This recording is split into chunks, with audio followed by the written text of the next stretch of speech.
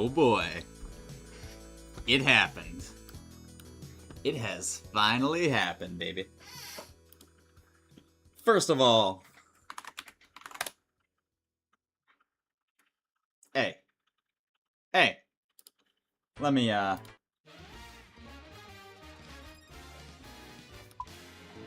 We are maxed. Baby. Back to playing RuneScape. Shit should be fun. I'm not sure if we're gonna be doing, like, general content or just, like, hosting raids and stuff, but either way, we are maxed and I am able to play the game again. No longer have my quiver, locked out. No longer have my Infernal Cape locked out. I wasn't gonna go get new ones, so, hey, fuck that. You know what I mean? We're there! 2376. Feels weird. Doesn't really roll off the tongue the same way, but, hey. We're there. So, we can now play the game again. So, yo, shout out RuneScape. Shout out all the boys who came out to the, Max event today on very, very short notice. Shout out to Mr. Rover Apple, he was there. What's going on, big dog? We are finishing the Dark Souls 2, not only DLC 3, but the base game today. So we are getting it all done. And moving on to Dark Souls 2 no-hit runs. Yo. Hope everyone's had a fantastic Easter so far.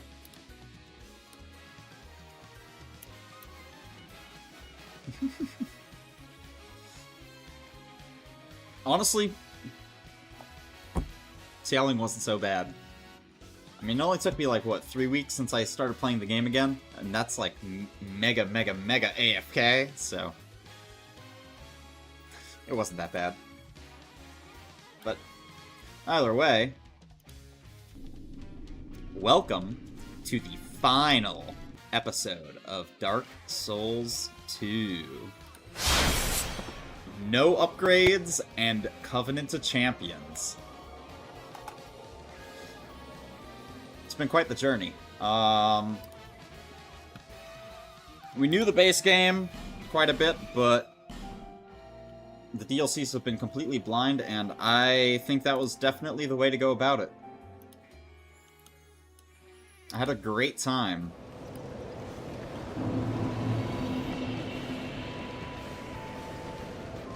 But, I think I got a strength level. Went to 15 strength since I last, recorded here, just because I wanted to use more weapons. I was just kind of running around the game, chilling, doing whatever, so... Eh. But today we're gonna be starting off in Horsefuck Valley, because... well... there's a boss here. And that really is the only reason. I didn't even start the recording.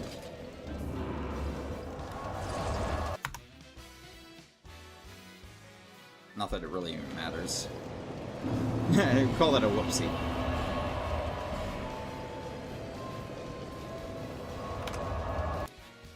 I'll make sure that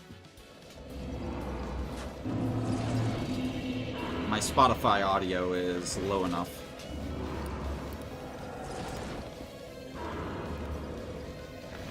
That looks fine.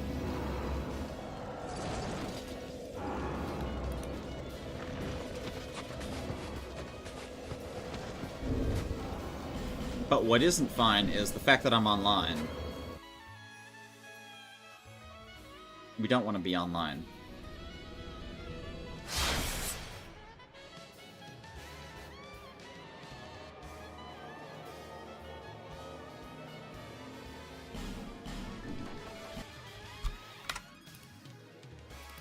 I need to be offline on Steam so I don't get fucked over in-game. I forgot the fact that I was playing Night Rain with my brother the other day, and I had to go Steam Online. But either way, this should be the final session that I'm recording for Dark Souls 2. At least for non-no-hit content.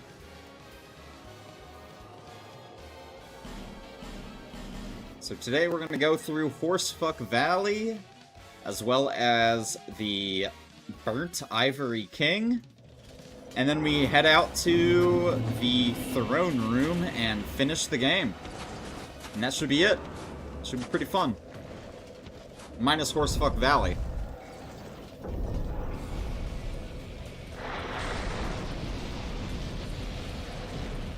So let's get that out of the way first.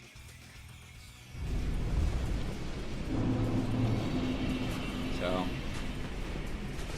first of all, the fact that I can't see a goddamn thing sucks. But, we've got some serious spell usage here.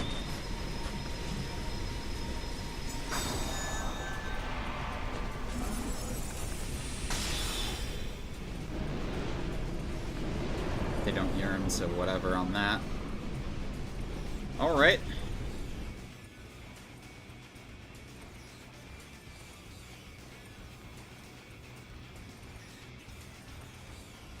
Now, I have two options here. I could just run past everything, or I could sit here for 25 minutes and kill all the enemies, which would only give me one attempt.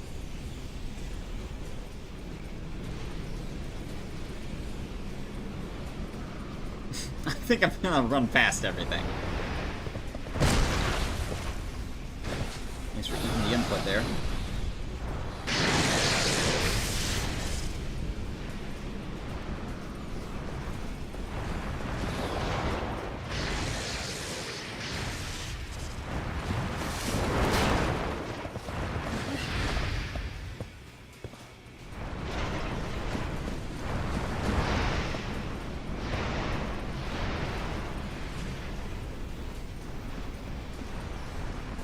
Running, running, running.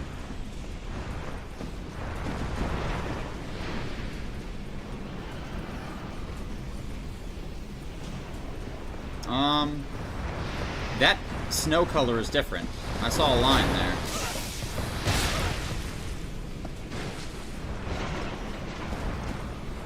Someone peed in the snow. God damn it.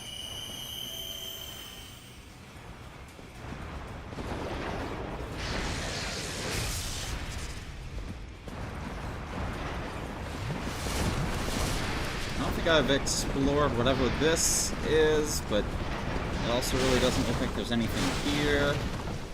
That's not anything. These aren't anything. We have Ferrous Lockstone, which is probably just for a healing pool. So it's all a bunch of dog shit.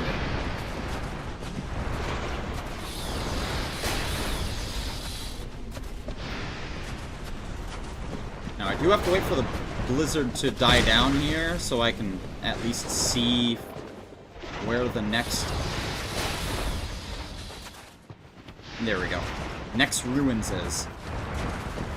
That's what really matters here. I saw a figure over there in the snow that I didn't think was a hollow, but I guess it really doesn't matter at this point.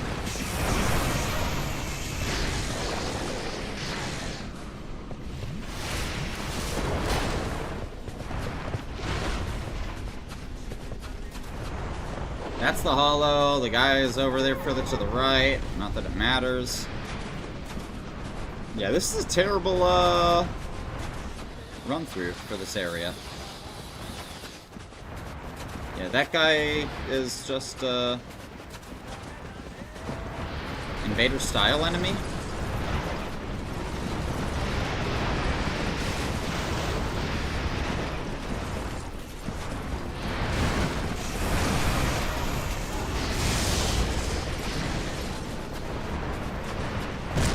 Would be nice to be able to see something.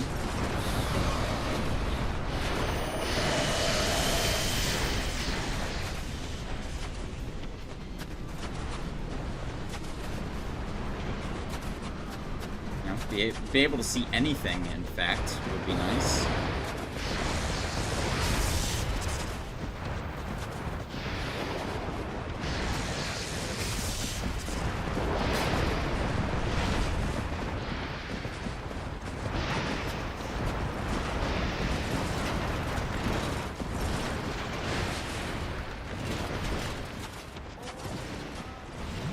Yeah, let's not talk about Horsefuck Valley, because it's literally the low point in Dark Souls 2. It's the pinnacle of they did not playtest or, like, try to design anything engaging or fair or anything, so... Fuck it. We're gonna walk straight in, we're gonna fight this boss, and we're gonna get the fuck out. Pretty sure it's Lud and Zalin. And they're just like nerfed versions of Ava, so it should be pretty easy. Yeah. I deal a lot of damage.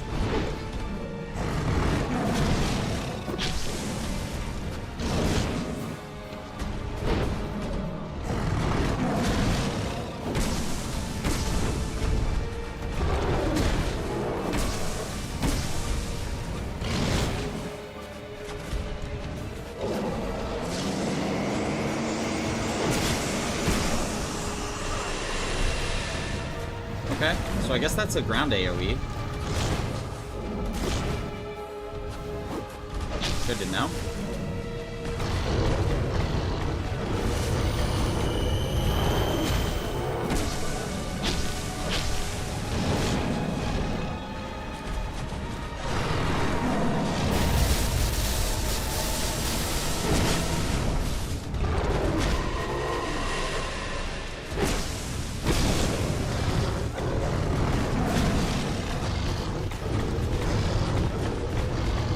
Right now, I just want to kill Lud. Nice. Now I can just wait for any attack to be able to heal. I still have Denial up, which is really nice. Boom. Denial has replenished, so what we're gonna do is we're gonna... not wait, actually. We're just gonna kill it, because it's easy enough.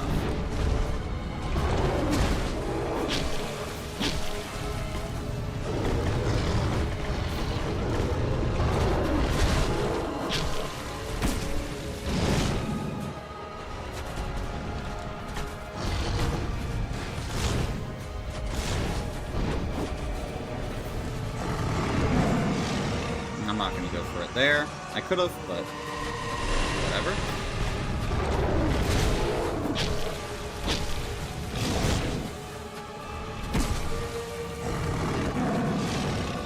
Yep, and you've given me a chance to buff. I'm gonna go ahead and get repair, like, on the bar, so that I don't make a mistake here. Next chance I get, I'm gonna go ahead and repair.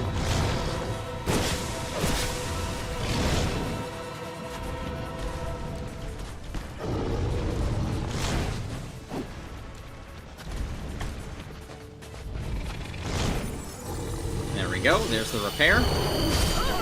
Oh, of course. Because Denial ran out of time. That's the only reason it's not as overpowered as Dark Souls 3's Tears of Denial, is that it's only like a 2-minute duration. Kinda gay. Kind of easy how, you know, if I didn't go for a buff during that, hey, that's an easy clap, you know? And now I have to run for 7 minutes back to the boss. Goes to show how bad this area is. But that's not what we're here for. We're not here to show off how bad the area is. We're here to just get it done. So. But yeah, designed by retards for retards, literally.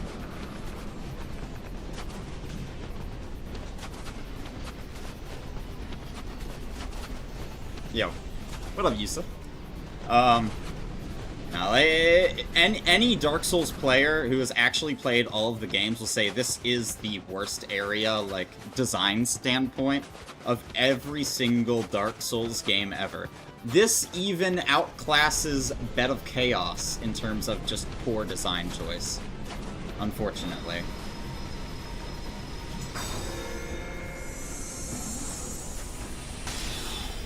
And it's the fact that I've chosen to play the game without any upgrades and on Covenant's Champions. You know, it just exacerbates the problem.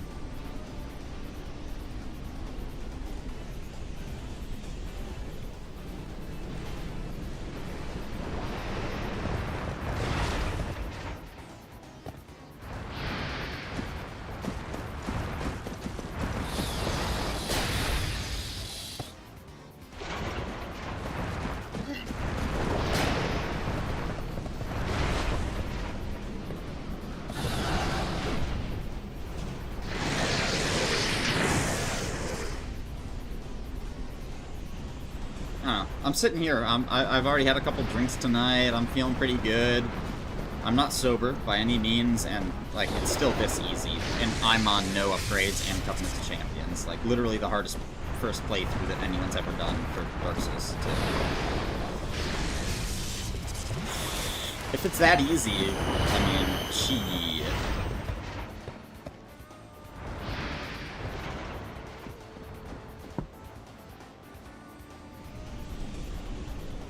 I mean, it's something so much more mentally engaging.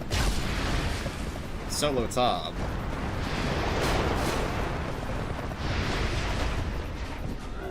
I mean, the game actually, like, challenges you to some degree. Instead of saying, oh yeah, things that you can't see or react to, yeah, deal with it.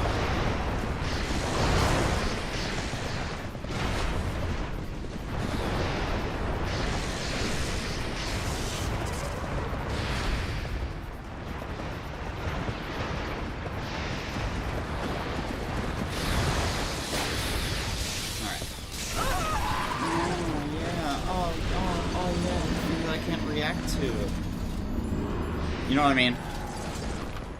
And there is no more bonfires throughout the entire game. I have every single bonfire in the entire game. Plus, I've collected every single item in the entire game. But, I'm in the Covenant of Champions, so there is no way to deal with the shit mobs in this area. Of which there are infinite. They never stop spawning if you're in the Covenant of Champions.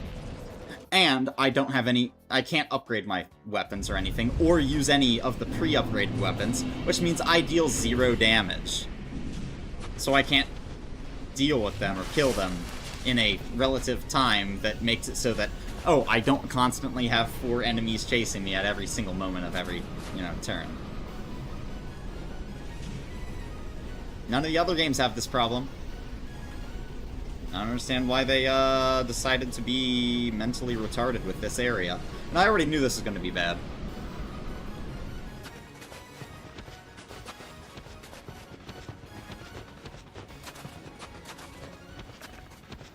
I might as well just run Denial. It's... Having the 2-minute duration will save me in more scenarios where the replenishment wouldn't. Nothing else is going to help. In fact, taking off armor is going to help here. So, might as well take off that. Get below 30% equip load, and... Yep, that's good enough, because that's all the stamina regeneration I need. Less is better.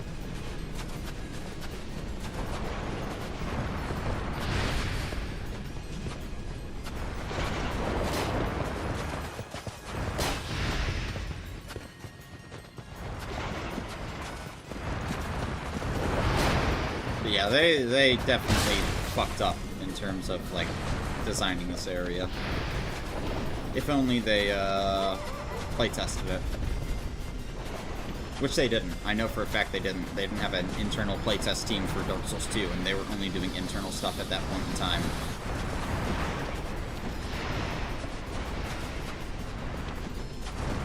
So the game's just literally not QA tested, so... If only.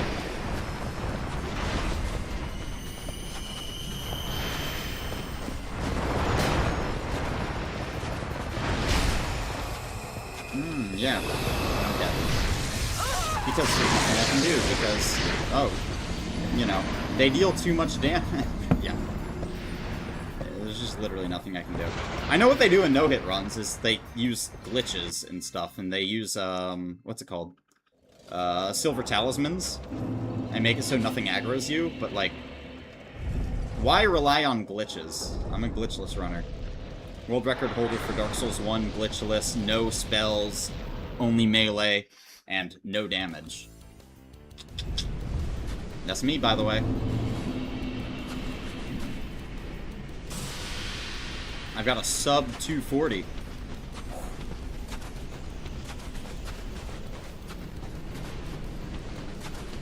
Whereas no one else even has a sub 320.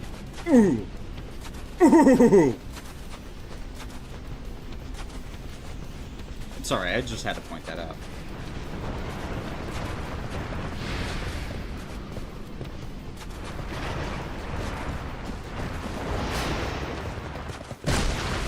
Oh, this is the wrong way because you can't see a goddamn thing?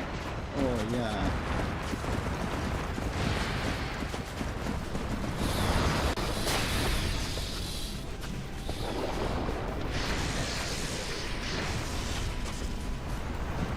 And I'm just gonna die because there's nothing I can do. Yeah. If only I had Homeward. The game's just shit. World record? Yeah. It's not even close. The second best time is like 40 minutes off of mine. It's because the challenge is too hard. There's not enough players who are good enough at the game to be able to do it. Like, literally the amount of skill that you need in Dark Souls to be able to even do a no-damage run in Dark Souls 1 without spells is freakish. Now, it only took me about 3 months to do from scratch. But, I mean, that's 3 months of, like, someone who has been a top 100 OS player, like, reactions-wise and everything, like, the number of people who are able to just do it, like, the raw talent, as much as I hate to say that, it just requires far too much. The challenge itself is inconceivable, rather than the scope of the challenge.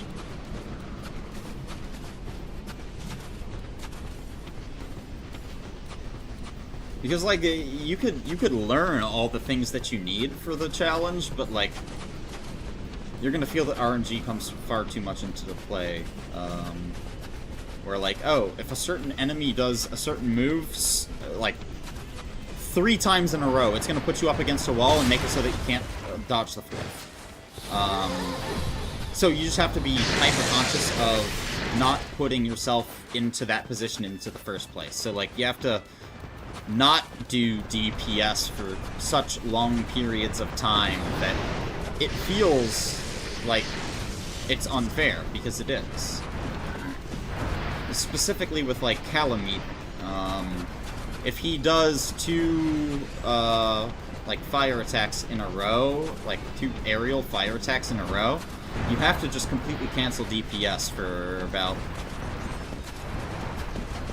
a minute and 10 seconds, which is...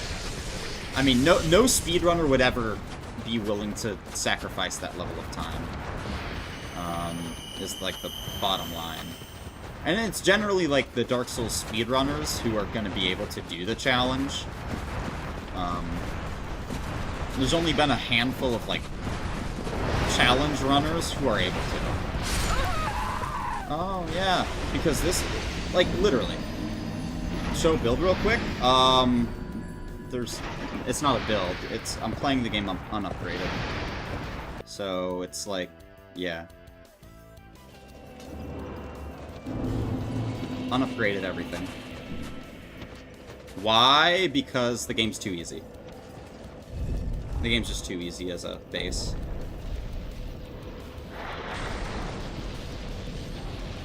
Yeah. Yeah, just challenge.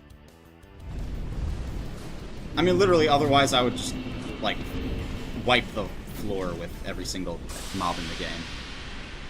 There's too much cheese, there's too much to be able to use in the game. Same problem when you play Soulsborne game. Yeah, exactly. I mean, damage is way too high, and it's for a purpose, because the game is meant to be DPS checked in some degree, but like, if you remove that, game design comes far more into play, which is where Dark Souls 2 kind of falls back. And it's specifically in this area. There's no other area in the entire game where you're gonna have to, like, run through the area multiple times. And yeah, but, so, like, especially with boss design in Dark Souls 2, you don't necessarily need to roll for, like, pretty much any boss. Pretty much every single boss you can just strafe. Dark Souls 2 just isn't that game. So obviously, I'm playing on Covenants of Champions and unupgraded, so, you know.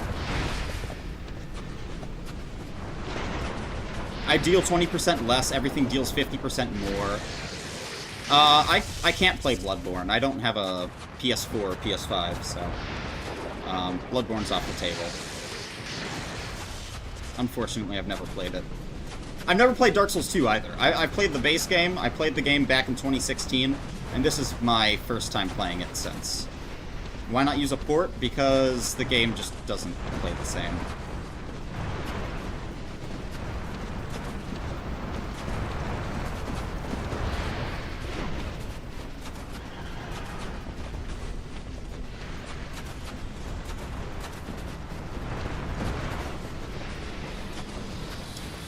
And that's also far too much work to be able to get it to work. You know, I don't exactly have that kind of time or, you know, ability to put effort into, like, not actually making content. Rather play it a bit unstable than not play it at all. I'd rather not play it at all. At some point, they'll port it over, or I will have a PS4. Bottom line, you know. At some point, I'm going to be able to, so it's not really that big of a deal.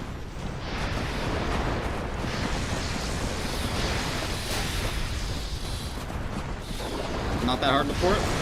Either way, you know, it's like, bottom line, I'm not willing to put in the work to be able to port it over, just for it to not play as well as it does on a PS4 or PS5.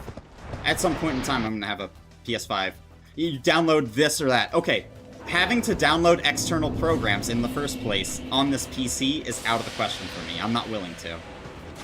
Doesn't matter how well checked and safe the programs are, I'm not doing it.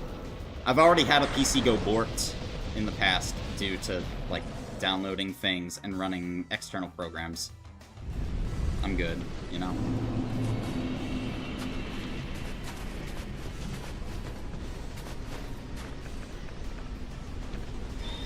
What about Sekiro? I just haven't played it. I played it on release back in 2019 or whatever. Might have been even longer. It's like, basically, I played it on the week of release. Let me see.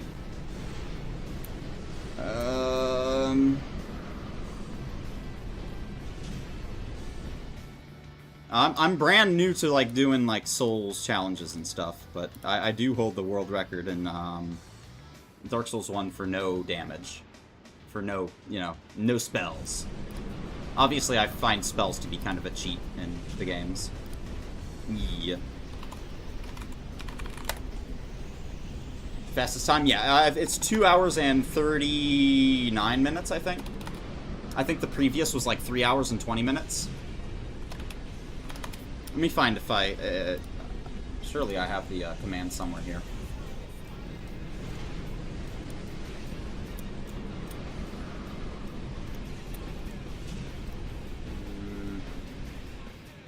I don't see the command on my list, but I can still link it.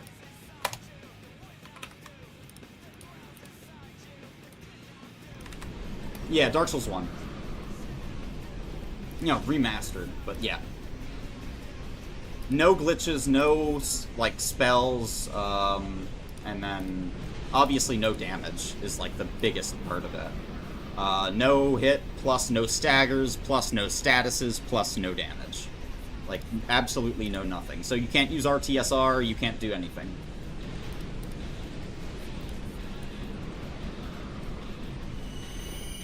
It's an uncontested world record. Is the only reason I still have it to this date.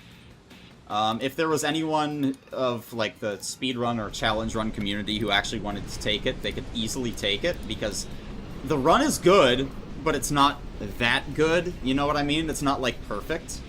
So it could easily be more optimized, but it's, like...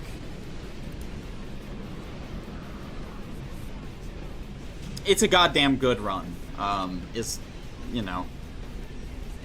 I have done Dark Souls 1 no damage 3 times, and no hit 5 times. But then again, I only started running it like 4 months before I got that record, and then stopped running it, so... I didn't really have enough time to flush it out. I don't know why I don't have that command there. Let me see if I... Maybe it's on Streamlabs.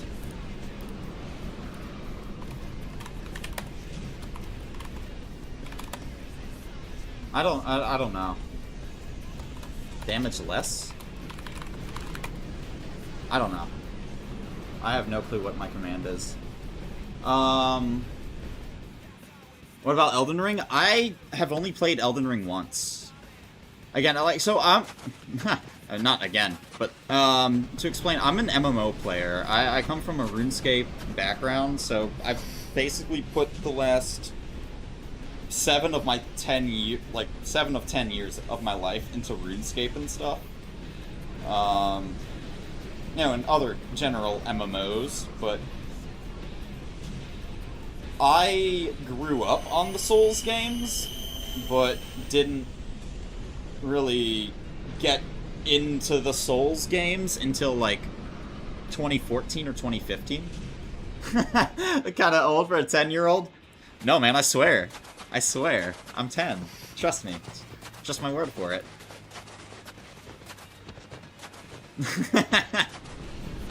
But yeah. Like, the last 10 years I've been playing RuneScape for, like, the last 7 of them. And I haven't even tried to, like, achieve anything in the Souls games. It's just been playing them for, like, PvP and stuff like that. I was big into Souls 3 PvP when Dark Souls 3 released. Besides that, I really haven't been playing the games much.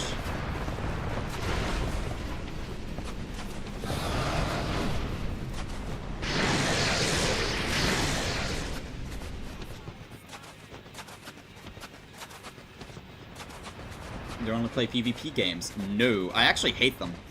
The only reason I was playing them so much before was the fact that it was the most, like, to me, the most renewable source of content, you know, for the Souls games. Like, you could do a bunch of, like, PvP in Souls, and it would not be the same thing over and over again.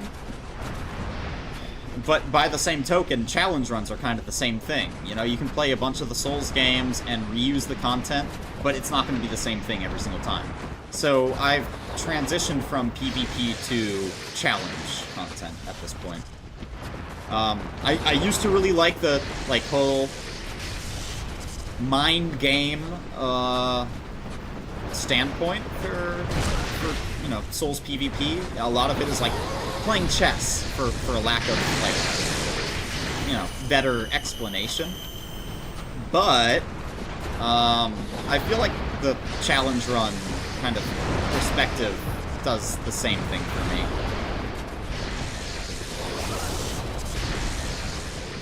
Hey, man. Can I heal? Or no? Can I get up here and heal?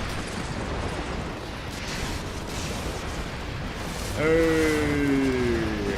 We healed.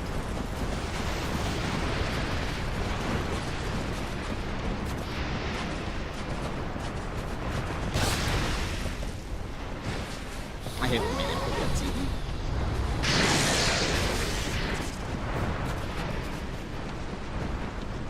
I need this blizzard to fade for just a second so I can see exactly where I'm going, because I'm sure I'm close to the hole, but I don't know exactly where it is.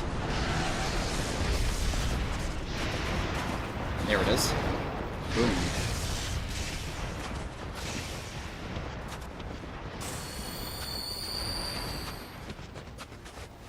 Alright. Well, now that I know what to expect, now that I have denial up, this should be easy.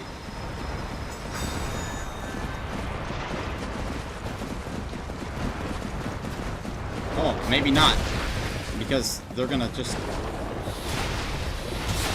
be pieces of shit. Yeah, called it. I shouldn't have cast Denial, is the bottom line. I should have waited until I was in the boss room and I found an opening on the boss. And again, this is like Covenant of Champions. You don't encounter this issue in non-Covenant of Champions because, first of all, you don't have the respawns the way you do. Second of all, the leash range is different because they don't, like, follow you all the way. Like, the Covenant of Champions changes where enemies leash from. And also, if you continuously hit them, they will permanently non-leash. But, yeah. It's just an oversight. They didn't test the game, right? They didn't have an internal playtest team for Dark Souls 2. Whereas they did for every single other game. So, a lot of things went through the cracks. Dark Souls 2 is just a, like, shit game when compared to the other Souls games. It's a great game in general. It's what got me into the Souls games back in, like, 2013 or whatever. It's been a long-ass time, but yeah, it's, it doesn't hold a candle to the other games.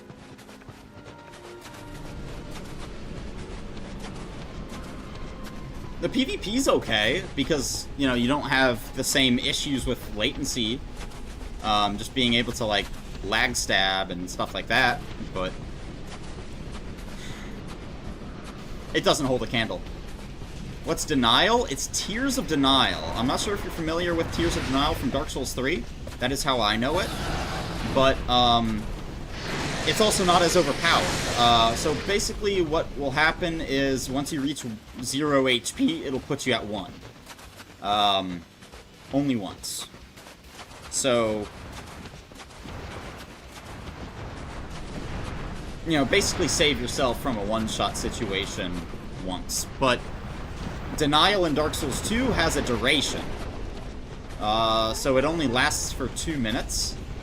And then on top of that, it has a very, very, very long cast time. So you can't just, like, use it in clutch situations where you need to be able to, like, tank through a one-shot. Yeah, you can't exactly just use it at will. Also, that hit me before his horns hit me. I don't know if you were looking close enough, but I definitely just got hit before his horns hit me.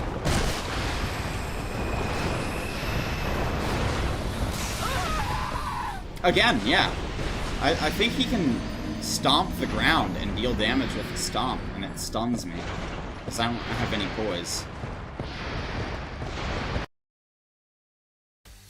Again, another oversight from the devs of Dark Souls 2.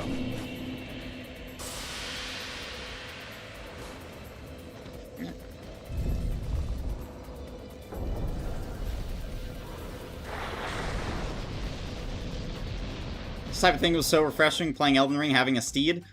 Elden Ring is honestly their dream child of Souls games and stuff. Now, a lot of Souls diehards, and me being, I mean, as a challenge runner, I would say I'm a step above diehard Souls fans in terms of, like, oh, get good at games. Like, no. Just go no-hit a game, you know? That's where I come from. Just go no-hit it. But, like, a lot of diehard Souls fans will be like, oh, just get good, this and that, but, like, you have to be able to recognize unfair mechanics when they arise. You have to be able to recognize general game design flaws when they're there. And a lot of them are just blinded by the whole, oh, From Software is the best game dev, they can do no wrong, and this and that, and they'll never admit any fault from Software's, like, you know, from their design philosophies, but, like, Dark Souls 2 is a flaw in of itself. Part of why they had no prior experience prior to making it. The team that made Dark Souls 2 is not the same team that made Dark Souls 1. It is not the same team that made Elden Ring. Also, those horns did not hit me before I rolled. I think that's hitting early.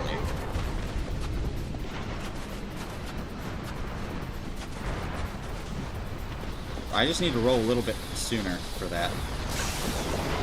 Nah, there's two of them. Whatever.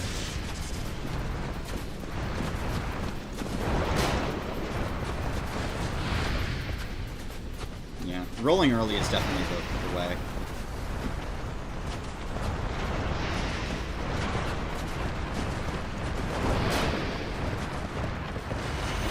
Yeah. You just have to roll a little bit early. Any criticism is responded to, that's the point of the game or get good. Yeah, I really don't like that whole argument when people are like, oh, this game this, or this game that. I mean, it's like, look at what they've done throughout the years. They've gone back on a lot of their philosophies, they've changed the game in so many ways, and look at Elden Ring. I mean, that's coming from the perspective of someone who did not play Elden Ring as their first game. Elden Ring's their best game. By far. It's not even close. I mean, like, even look at Night Rain. Night Rain is a million times better than Dark Souls 3. Just as a core game perspective, the way the game interacts with itself, i.e., the way iframes work, just general frame data, the way, you know, the game is designed to be fair, but difficult. The bosses are harder in Night Rain than they are in any other, you know, game, but the base character is so much stronger in Night Rain, so they were allowed to make those bosses harder. If you put Night Rain bosses in Elden Ring, that's gonna be quite the challenge, you know? But, like, they made the character stronger. So, you have to look at the general design philosophy of the game. Dark Souls 2's fucked up. And the base game generally checks out. There's very, very little frame data that doesn't add up.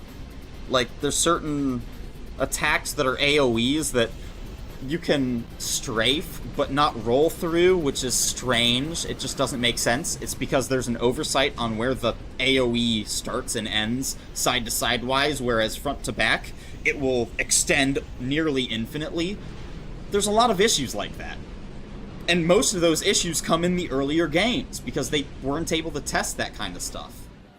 It's not that they weren't able to, it's that they didn't have the funds or the time to be able to.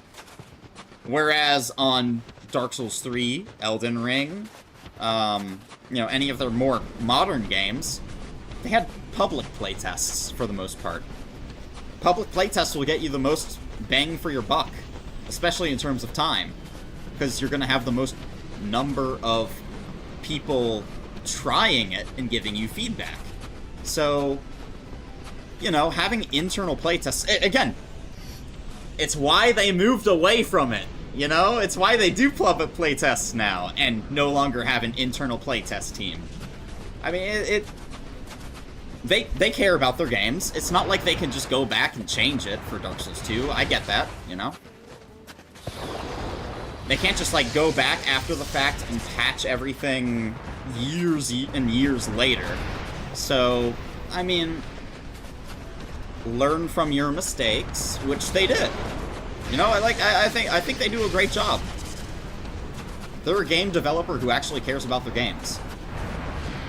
Now, I'm not going to say they do no wrong, but, like, they admit to their wrongdoings and try to correct it. Whereas a lot of their player base will think that every single thing that they do is absolutely perfect. And, I mean, like, especially with, like, PvP in Dark Souls 1, it's shit. It is the worst game for PvP of all the Souls games. And they've evolved it throughout the different series. You know, Bloodborne was a little bit better. Dark Souls 2 was better, I'd say, even. But, like, Dark Souls 3 is phenomenal in terms of PvP. Maybe not the competitive scene, but, like, raw PvP in Dark Souls 3 is far better than either of the other two Souls games. And then Elden Ring, maybe not in terms of PvP, but in terms of overall game scope, yeah. The game is far better. Just way better quality. Why not PvP? I think it's just the general design of the game being so, like, you can, like, spam L2s and stuff, and having certain, like, stun locks. If, you know, one invader versus 3 people where you can use a dried finger, not dried finger, whatever it's called in Elden Ring. Hold on, I don't even know what it's called in Elden Ring. Dried finger Elden Ring. Taunter's Tongue. That's what it's called. The Taunter's Tongue in Elden Ring is a big-ass oversight. But it wasn't intended for PvP. It's meant to be able to play with your friends for PvE. However, gankers use it abusively for PvP. Okay, you know, that's part of the game, and it diminishes from the PvP, but it doesn't diminish from the overall game, because yes, PvP is a design choice, but it's not the intent of the game. The game is not intended to be a PvP game. It's supposed to be sort of more of a story. I mean, Elden Ring's story is so much more baked into the game than any of the other Souls games. The story is secondary in all the other Souls games, whereas you have to complete the story in order to beat Elden Ring. It's different. It's a completely different philosophy.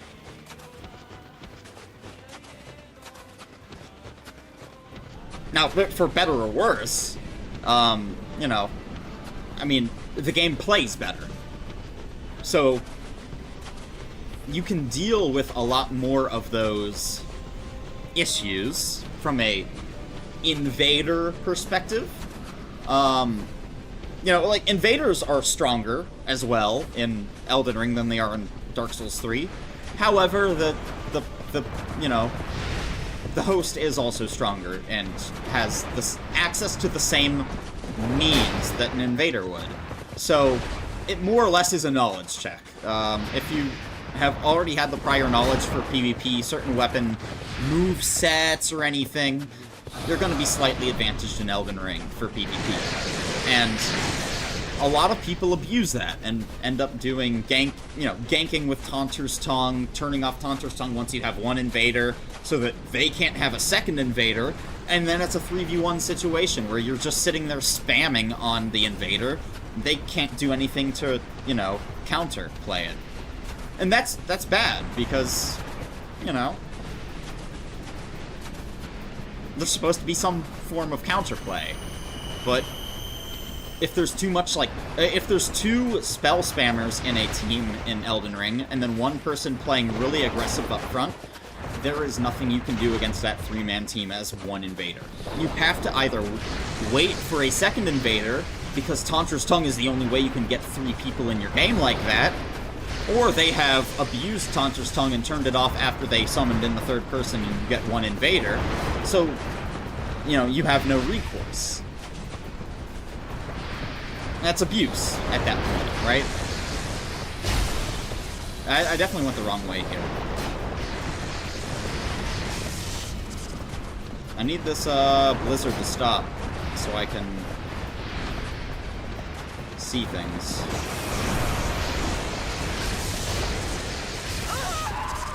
I don't even know where I am. I mean, another reason why this game is shit. I mean, it's... Well, no, it's not even this game. It's just this area. The entire rest of the game has been reasonable. Beyond a doubt in my mind has been completely reasonable. This is the only area that is, specifically to this run, quite literally impossible. I mean, it's part of the reason that I know, I mean, I looked into it and I know that There is no one who has done a Covenant of Champions, no upgrades, and no leveling no-hit run. It's not possible. It can't be done, it's simply not possible. There are people who have done the base game, but not all bosses. It's just simply not possible. And that's a design flaw. If it's not possible, that means they fucked up somewhere along the way on design. Because they're relying on DPS or some other source that goes beyond actually learning the game. Ever consider a God Run? I have, and it is something I will do in the future once I have the means as far as hardware goes. Definitely. Unfortunately, a God Run requires a PS4 or PS5. And no, you cannot do that on emulator, as far as I know. They do require you to play Bloodborne on the actual platform. I'm in Team Hitless. I've seen, like, the rules and stuff for certain runs. Of the Dark Souls games. Yeah, I'd definitely consider it. I mean, again, I've never played Dark Souls. I've never played Dark Souls 2. I haven't played the DLCs. I haven't played all bosses. Oh, also, no. No, I would never consider a God Run. And part of why is it's too easy. Because a God Run is only base games, right? It's too easy. I'm an all bosses runner. I will never just run base games. It's not worth my time in scope of challenge.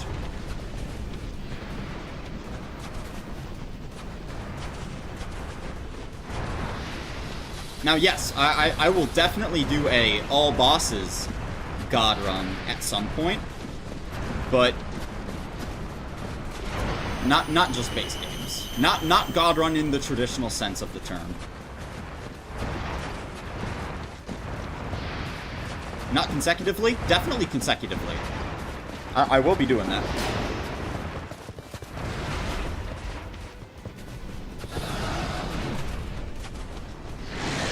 I want to pick this up. Oh, it's just a twinkling. You bitch. You baited me. You put it there and you baited me.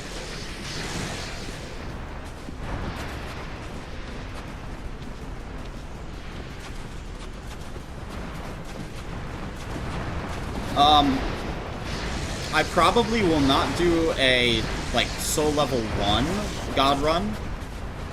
I do think that's what, that's not Seba, it's, oh god, why am I fucking stupid? It's Mr. God Run himself. Why am I stupid and I can't remember his name? Bushido Yu. Bushido is doing a soul level 1 God Run. But again, it's like not all bosses. So, and it's also not glitchless. I do want to point that out. Like, I'm a glitchless runner. I will never use any, like, AI breaks or glitches in boss fights to be able to beat the boss. I find that to be incredibly cheesy. Now, it's not that I'm against cheese, it's that I'm against glitches that AI break things. And, you know, because that goes against getting good at the game. For me, personally, the challenge is I truly want to be the best player that I could possibly be at these games. Now, a lot of the challenge of certain runs is learning cheeses and not actually getting good at the games. It's learning a specific cheese that breaks the AI of a boss in such a way that makes it so you don't get hit. And I personally don't agree with that design philosophy. Not design, but like, that challenge philosophy for runs. You know, like, that's part of why I don't do only base game or any percent runs. I do all bosses. Glitchless. You know, personally, I feel like it doesn't make you that much better at the game. It makes you specifically better at that glitch, or that boss with that glitch. Wasn't getting hit. Oh. Yeah, that's an AoE. I almost got out of that.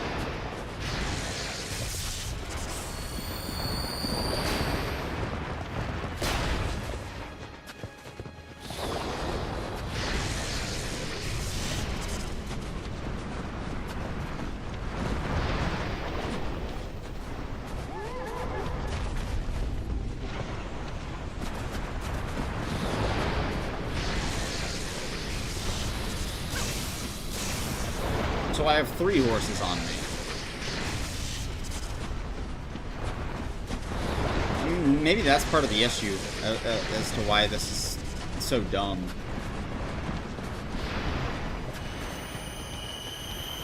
Where to? Where to from here? Dude, I cannot see the next ruin. Come on. Where are you at? And, of course, I can't see it before the blizzard starts back up. How fantastic.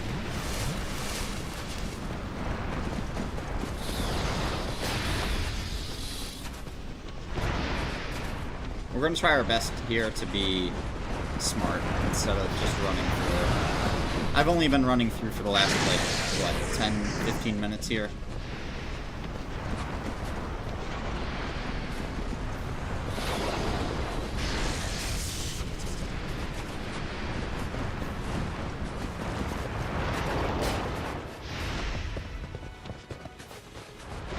He's gonna get stuck behind that, and then not be able to aggro from that. Yep, called it. Easy. Okay, so I have a refresh on Denial. I need this blizzard to die down for just a second so I can figure out where the fuck I'm going.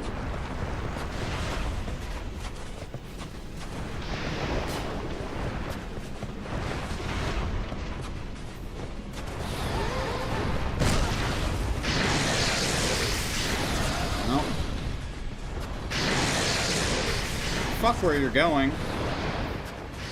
Oh, there we go.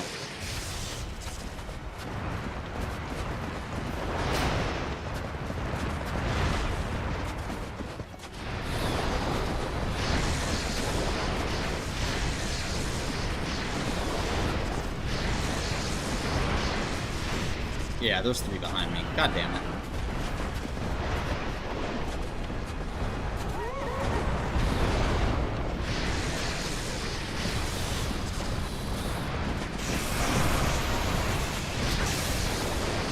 Woo!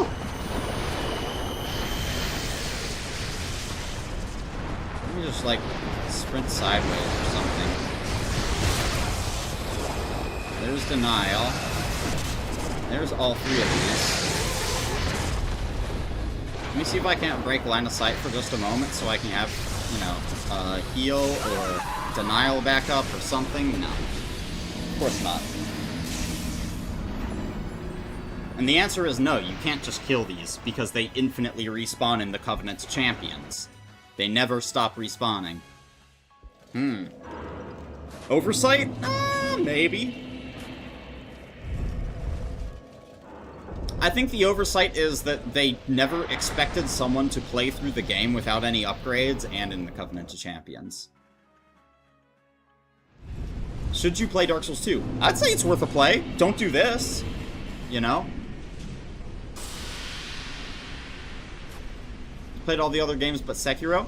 I think Sekiro is worth more of your time than Dark Souls 2 is. Sekiro, the story's great, all the bosses are great, and that's coming from someone who hasn't played Sekiro, but knowing what I know about the game, it's phenomenal, quality-wise. You know, it's not like anything seems unfair in Sekiro. Whereas in Dark Souls 2, this area in particular is just like, you're going to be wondering why you even played the game in the first place. And none of this is even required. I don't have to do this. I just have to do this to be able to fight a boss.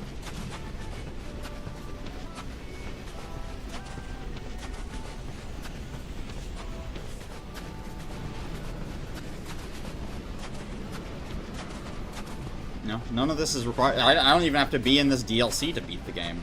I could have beaten the game, like, weeks ago. Not weeks ago, but, like, literally on my, like, 3 uploads ago, I could have beat this game. But I'm not the kind of guy who's gonna be giving up before he beats all the bosses. Especially not on a challenge that I've said. I'm gonna beat all bosses in the Covenant of Champions without upgrades.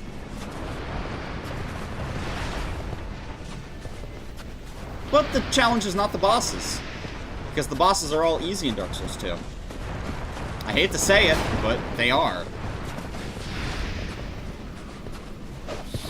I mean, shit. Sir Alan, no damage. in this run only took me a couple of tries. Fume Knight only took me 3 tries in this challenge. And I've fought neither of them ever before.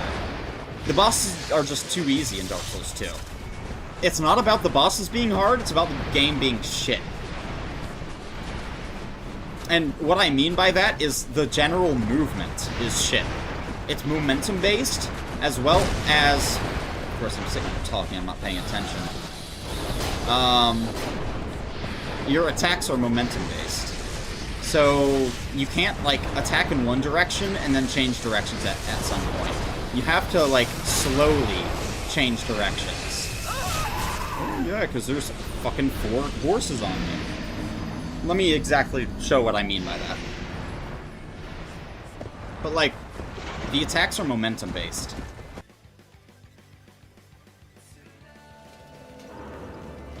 So, I can't just be attacking forward and then instantly attack backwards. I'm holding backwards right now. And now I'm finally facing backwards after, what, 5 attacks?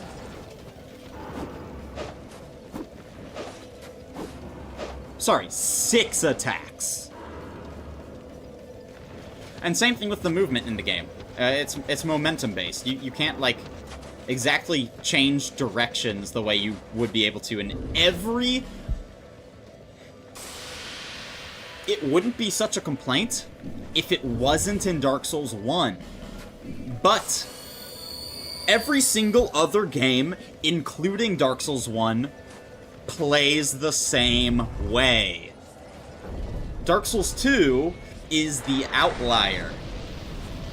Which, I mean, quality-wise, it's the outlier. I mean, the game mechanics, boss design, difficulty, it's the outlier. It's genuinely just the worst Souls game. That's not to say it's a bad video game, because if you just generally enjoy playing video games, like me, you know, you're gonna have a great time throughout the entire thing. If you're also the kind of person who is smart enough game design-wise to be able to pick up on the issues, you're gonna notice the blaring issues in the game. The game has some serious problems. It's not like it's a bad game, but it doesn't hold up to the rest of the games. And to call this a Dark Souls title, I mean, like, if someone's like, oh man, I've really, really enjoyed Dark Souls 3 and Elden Ring, should I go back and play the earlier games? I'll say, yes, go back and play Dark Souls 1, you're gonna have a fantastic time. Go back and play Bloodborne, Sekiro, you name it, you're gonna have a fantastic time. Dark Souls 2 might be like a mixed cup of tea for you, because the game just is so drastically different than everything else that has come before, but also has come after it, that it's just not the same. It's not the same game. To call it a Dark Souls game is giving it too much credit.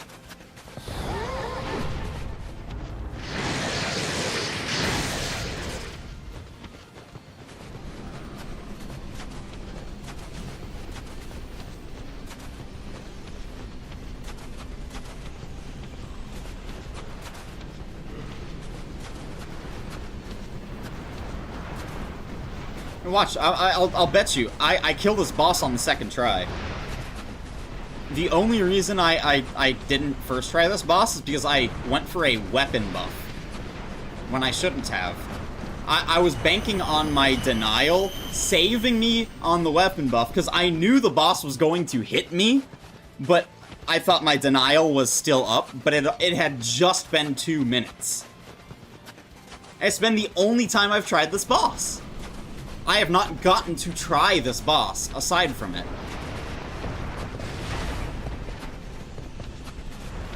You tell me that that's a good, design for this area.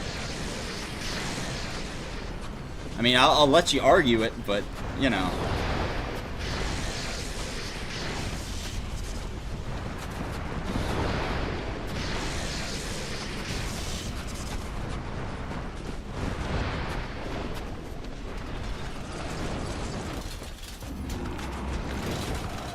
This is further than we've ever been. We happen to have gotten lucky as far as, like, the horses aggroing us in certain patterns. Okay. It's not like I've done anything any different, you know? I'm just sitting here running, but, you know, I just happen to have gotten lucky with certain things aggroing me at certain times, and then using certain moves to get far enough away from me so I don't take hits. Like, it's not good.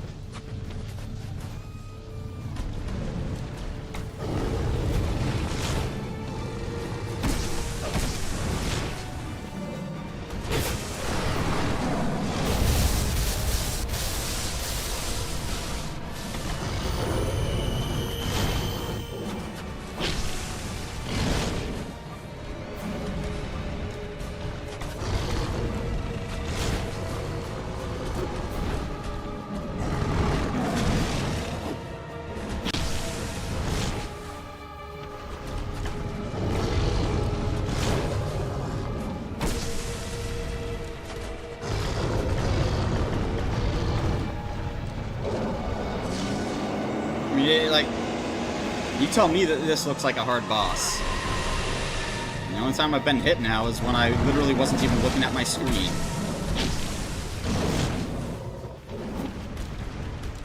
Also, that connects in all the other Souls games, right? Like, because of the momentum-based attacks and stuff. Oh, and Denial just went out right there. Hold up. I want to see exactly when Denial went out. Was it like 1 frame before? Watch this. Watch this.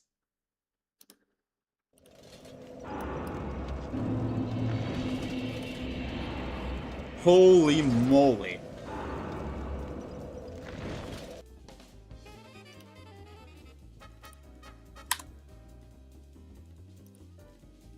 Oh, of course Twitch is being shit right now as well.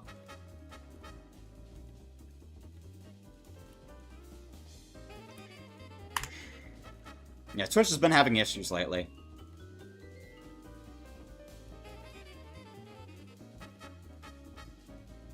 Sometime this year?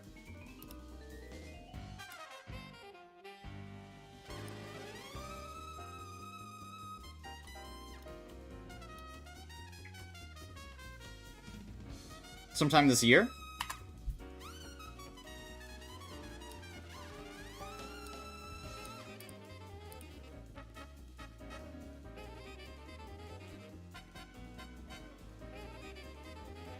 It's not me. I'm streaming at 13,000 bitrate and haven't dropped a single frame. I know it's not me.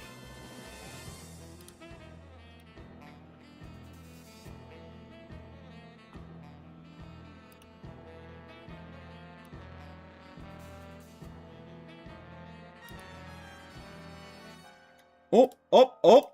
There we go. Finally. All the others just went out, right? Like, looking at my screen. Maybe it did go out earlier.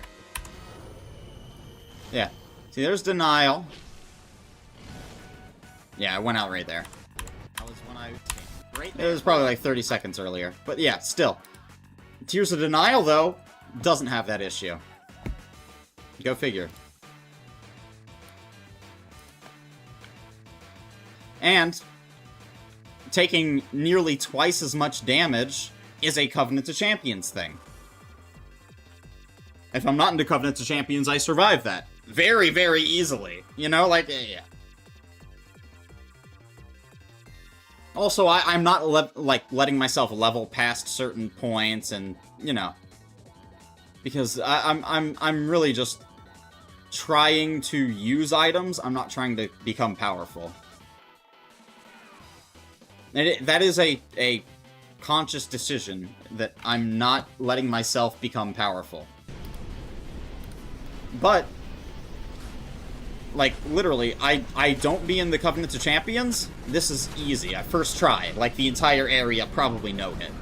Because I can kill each horse, and they will not constantly respawn. It's as easy as that, you know? I can kill the horses one at a time. 1v1 situation on everything. And the game is, like, no hit, easy, no-brainer. No hit, no-brainer. Literally. Like, okay. I mean, I think there's only been a handful of people who have done no-hit runs on the Covenant of Champions. And I mean legitimate no-hit runs. Like, they actually follow the rules of Team No-Hit.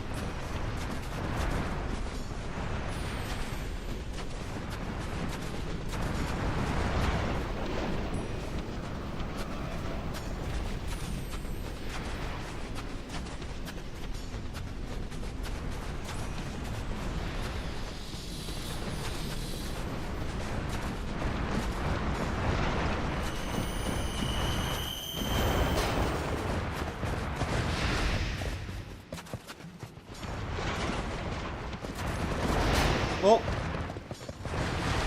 now that I'm thinking about it, I think there's only a handful of people who have beaten Dark Souls 2, all bosses. Okay, that early hit as fuck. There's probably been, like, what, 10 or 12 people who have beaten Dark Souls 2, all bosses, no hit. Period, end of story. Right? Like, I looked at the Team No-Hit leaderboards and stuff, and if you've done a legitimate, following their rules no-hit run, you submit it. There's no way you... Oh, I'm gonna do a you know, I'm gonna spend the time to actually do a no-hit run and then not submit it. Like, nah. People don't do that.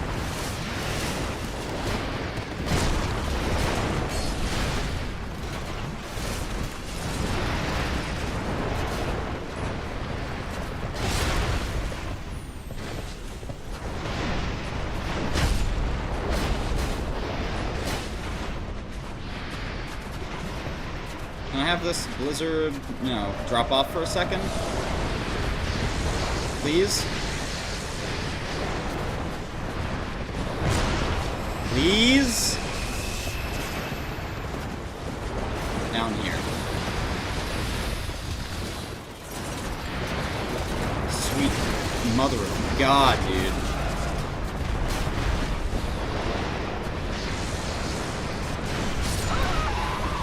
Shit.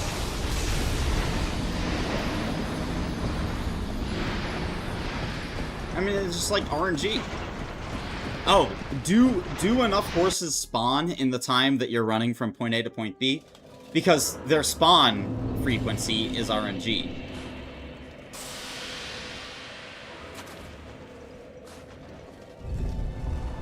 I don't know. It really is just an oversight. They were not thinking. They were not thinking when they designed it. They didn't test it. I mean, bottom line, they straight up didn't test it. That's alright. I mean, it's not like it's a crime to not test certain things, but, like, you can't compare it to the other games, is the bottom line. Like, they took this philosophy with so many other points in the game that, I mean, this is, in total, the worst, but there's definitely, like, Dragon Airy. Oh, if you're playing through the game normally, and you've never played the game before, and you don't know to use certain things in certain areas, the Dragon Airy is quite nearly impossible for this run in particular. Covenant of Champions and no upgrades, just because of sheer mob density. They have too many mobs that aggro you all at the same time. Covenant of Champions, again, you know, you have to make that distinction because Covenant of Champions changes how far mobs aggro from. And makes it, you know, much, much, much longer and wider, and they will, you know, continue chasing you down for much longer periods of time. You know, you do have to make that distinction. It's not like the areas aren't still bad, but the Covenants of Champions makes them far worse. If you had the Covenants of Champions in Dark Souls 3, in Dark Souls 1, for example, it nearly wouldn't... It wouldn't, like, change much of anything for the game.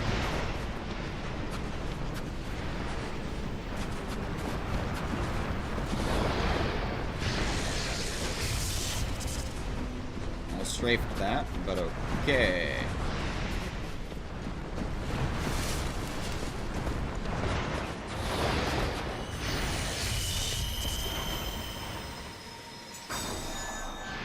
You know, like, shit like that. Oh, what? He's just standing there in the doorway, stuck? Is that a glitch? Like, what exactly is going on?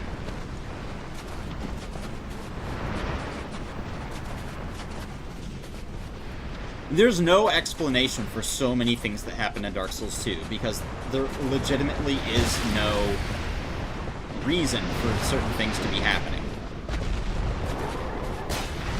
Besides, you know, they just didn't put it to be consistent. Oh yeah, three horses shooting all at the same time. You know?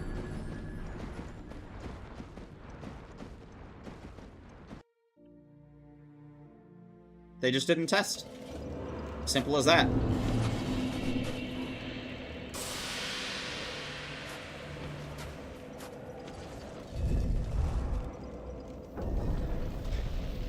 If they had an internal playtest team that actually, you know, had the knowledge to be able to test certain interactions in the game, you know, like they played Dark Souls 1, they knew exactly how mobs work, sound and vision-wise, and why, the game would not have turned out the way it did. But no one on the team from Dark Souls 1 was on the team for Dark Souls 2, because they were making Bloodborne while Dark Souls 2 was in development. And Bloodborne, on the other hand, got all the resources and funding and proper love and care, whereas Dark Souls 2 was, I mean, not defunded, but like, they just simply didn't care about the game, and it's pretty evident.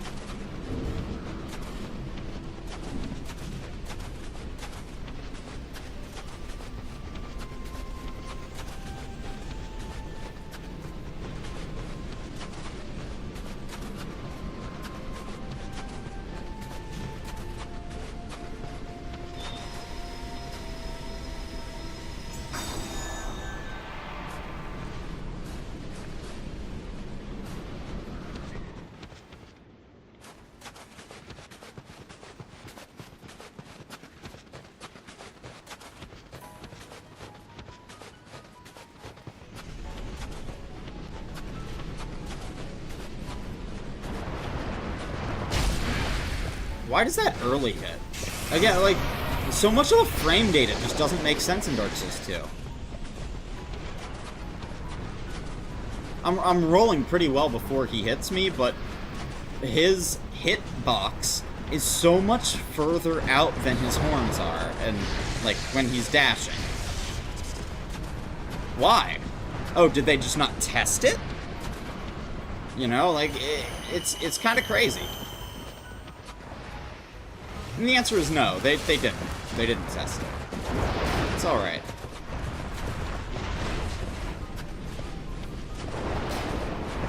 Well, of course I can't see a thing because I got screwed over with timing on. Oh, I can't heal. I just have to run.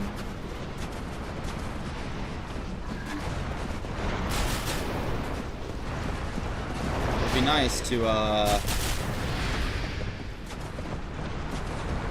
be able to see for but a moment, but...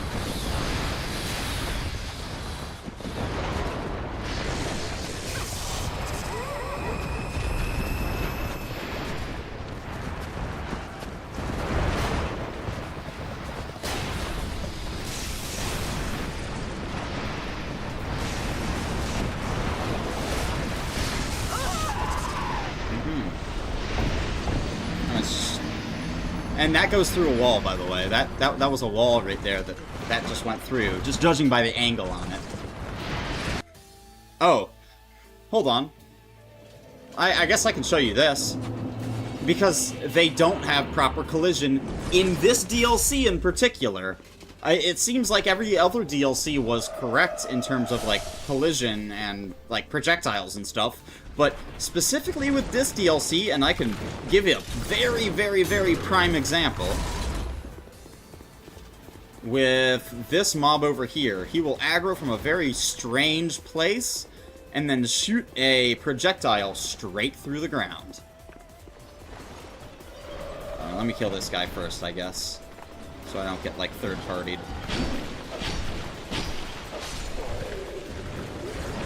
It's not this guy.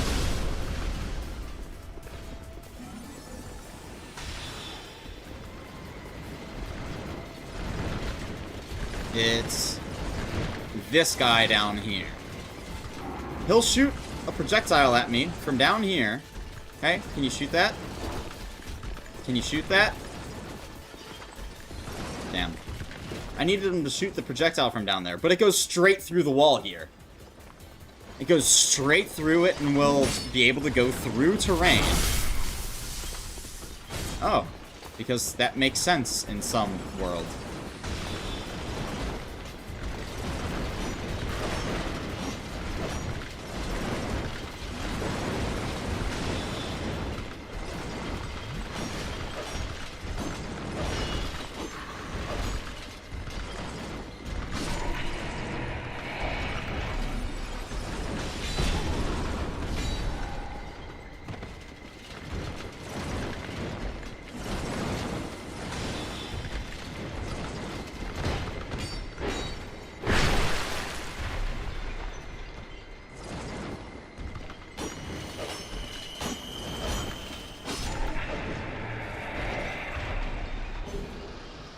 Alright, let me see if I can't get him to bait that attack. But just giving a very, very prime example of how specifically they did not playtest this DLC in particular. Come on, shoot that shit at me.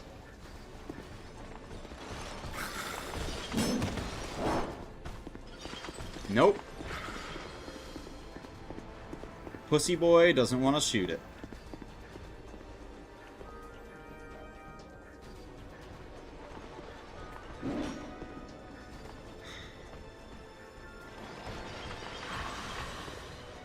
New leash.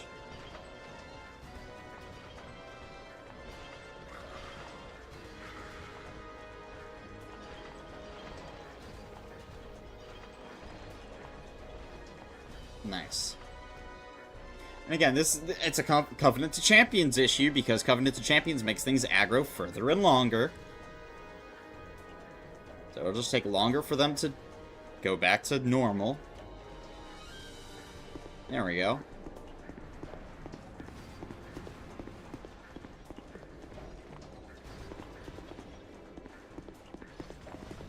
All I need is for you to shoot the projectile at me. Because I'm sitting here a mile away. Why should you not shoot the projectile at me? There's really no explanation. As to why he's going through that doorway, again, no explanation. I'm pretty sure his leash spot is, like, right there.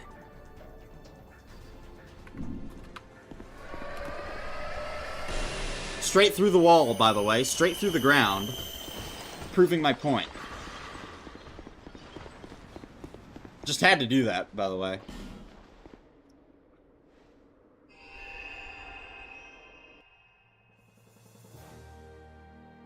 No, it really is. It's as if they didn't care. I mean, it's, if you know, you know, but unless you're the kind of person who's able to notice those, like, certain things, you would think nothing else.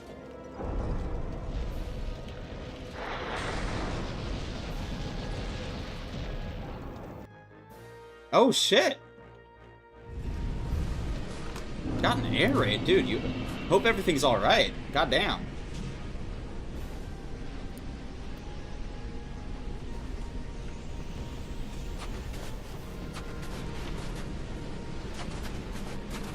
Yeah, I was explaining that, well, I just got, like, you know, hit through a wall by one of the horses, and I was explaining that they didn't seem to really, care about the game in terms of, you know, making certain interactions work, especially with projectiles, in that... Watch. I'm pointing out what point he leashes to, and here comes this projectile, straight through the floor!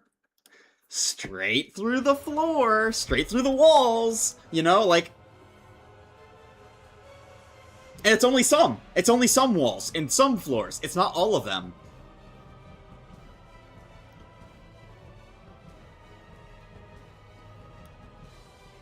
And it's only some of them! It's not all of them! It's inconsistent! Is the main... Like, that's the main point, is that... Hey, if you wanted to make these guys' projectiles go through everything, that's fine. I would give those projectiles the respect they are due in terms that they always go through things. But they don't. I don't know, it's bizarre. It's like they didn't playtest the game.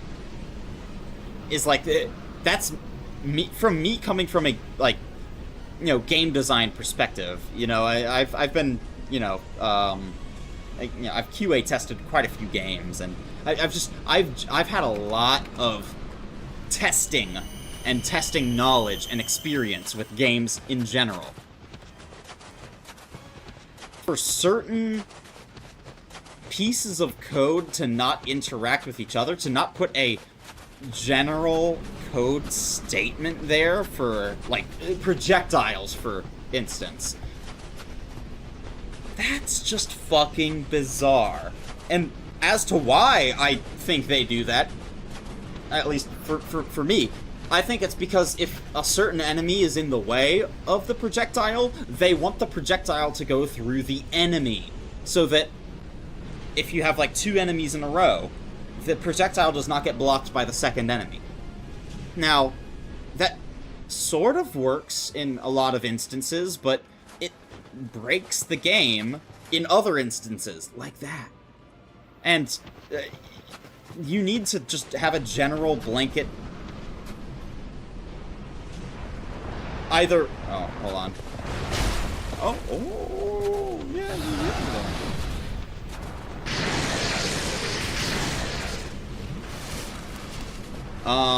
you just need to have a general, like, make sure that everything either does one thing or does the other thing. Don't make it so it does the one thing sometimes and does the other thing, you know, in very specific cases.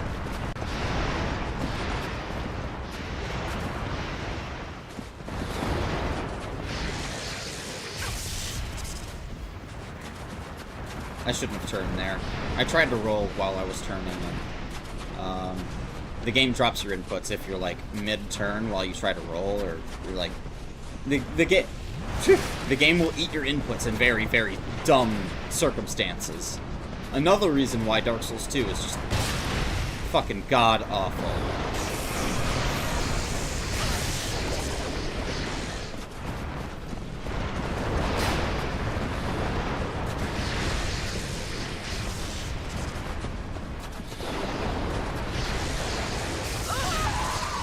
It's just god-awful.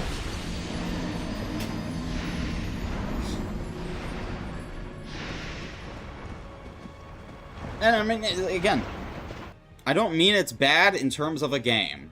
I mean it's bad in terms of a Souls game. It truly will, like, never hold a candle to the other Souls games. And maybe you should have played it. It depends on, like... Don't go into the game expecting it to have the same mechanics as a Souls game. It's an outlier. It truly, truly is an outlier. The core game mechanics are different. The way the game, like, your character moves, the way attacks interact, you know, there's, like, partial hits and stuff in Dark Souls 2, where there aren't in the other games. You know, as if you're connecting on the enemy with your weapon, you will deal full, both poise and damage. Not in Dark Souls 2.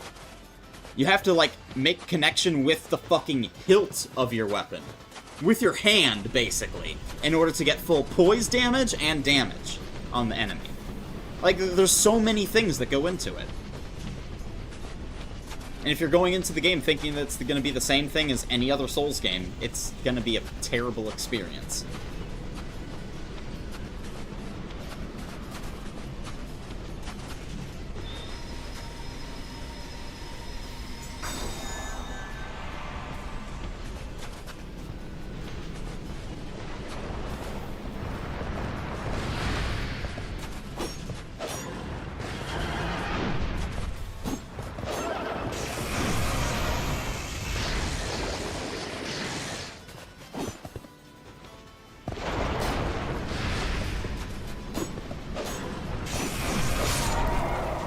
It's like, oh, me killing this matters not, because there's going to be another one spawning in 2 seconds here. Come on, then. Should be, like, right in front of me, right? I'm at the facility right here. So you should be, like, spawning from right up ahead.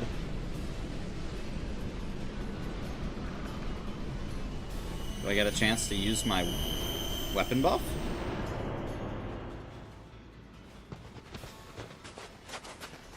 Oh yeah, I forgot. It's inconsistent.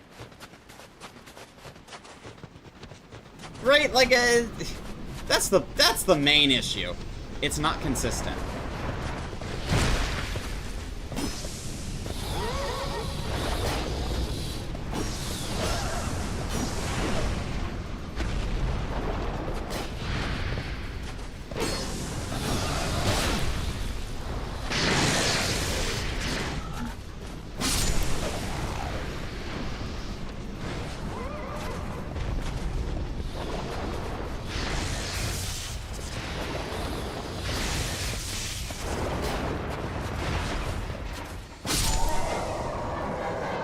I really would like to see exactly where they spawn from. Oh, but then the blizzard kicks up again, and you can't see a goddamn thing. And one has already spawned. You know, like, shit like that.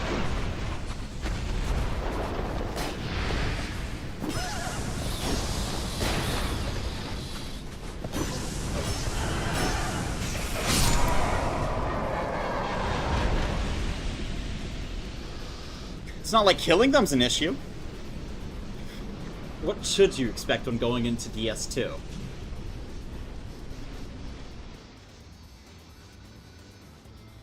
What are your expectations for your playthrough, is my main question there. Are you looking to beat the game, period, end of story? Are you looking to, like, generally have fun with the game? Are you looking to, like, create a challenge for yourself? Because I think the game falls short in a lot of ways that if you're trying to intentionally create a challenge for yourself, it might not work out in the exact way that you're expecting. Have fun and experience the story mostly. So, if you're the kind of guy who just generally explores everything, tries to pick up every item, you read every item description, that kind of stuff, if you just play through the game, you don't restrict yourself, you upgrade your weapons as normal, you level up so that you can use everything. I mean, that's kind of what I've sort of done. Oh, another thing with Dark Souls 2 is your strength is ×2 when you're two-handing, so your strength requirement is a lot less than you would normally need in a playthrough like, you know, a normal playthrough. You're gonna have to attune a lot more into dex than strength. That's kind of where I am right now. That 15 strength goes up to 30 for, like, using weapons. 40 dex, well, what's the fist weapon? That's what this was for. Bone fists. 30. And I even need more. I need 45 dex to be able to actually use this weapon. Because I want to power stance it. So I personally, I still need more stats. Now, I've over-attuned into attunement because of, like, spells and stuff, because utility spells are necessary for Covenant of Champions and no upgrades, because if you don't have repair, there's no way you're going to get through the game only using one weapon. You need to use multiple weapons, because certain bosses, your weapon will actually break before you have the boss killed. And again, I think that's something that they fucked up on. Like, literally, they were never expecting someone to try this level of challenge in the game. Right? So if you're going into the game just kind of trying to explore everything, upgrading as normal, not restricting yourself, don't expect it to be a normal Dark Souls game, like, with, like, iframes, even. Like, certain roll timings are going to feel very, very weird to you, and it's like, well, why can't I roll through this attack? My animation is clearly going through it. Well, your iframes are tied to a stat in this game. There's constantly things like that just cause issues.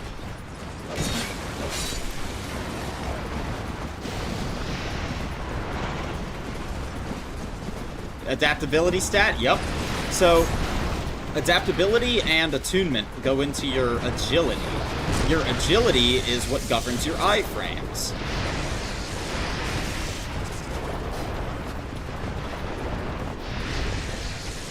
Also, your Estus speed. Oh man, it's bad. It's bad. Literally, your Estus use speed is governed by agility.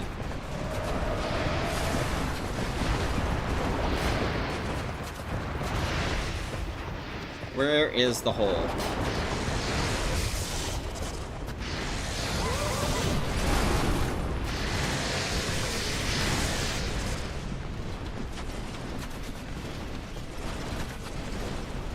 Where is the hole? I'm struggling to find the hole. Please. I'm horny and I must find the hole.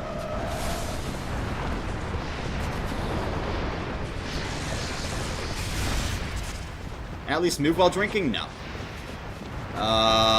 You can use life gems slightly while moving. They'll greatly reduce your speed while you're using them, but not Estus. You cannot use Estus while moving.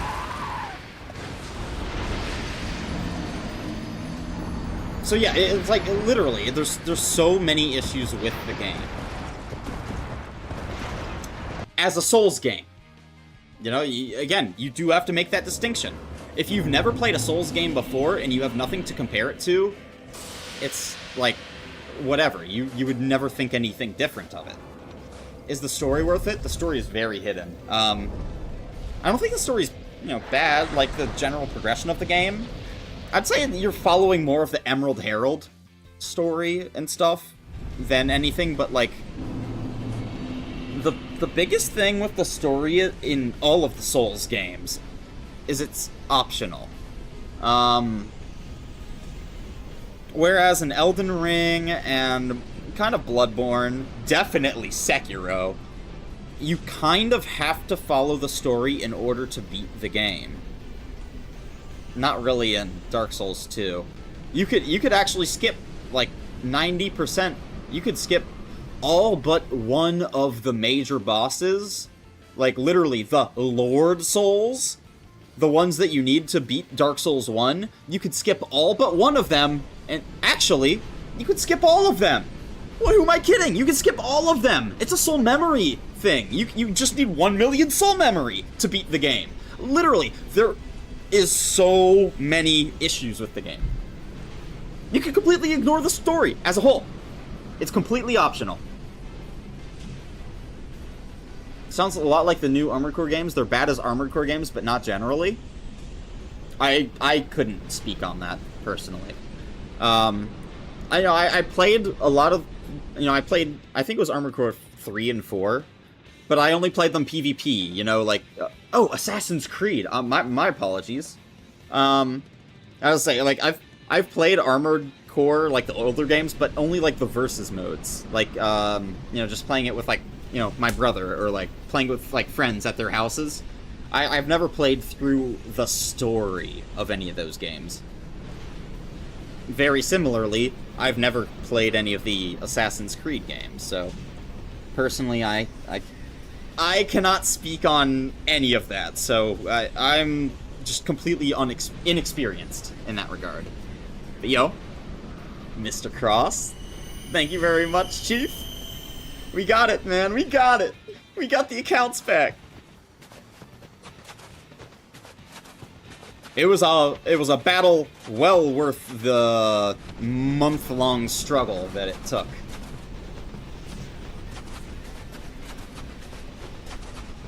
I had no idea what Armored Core is. Armored Core is actually a From Software series. It's like a Gundam, like, you know, mech suit game. I'm not sure if you're familiar with the term Gundam from, you know, like,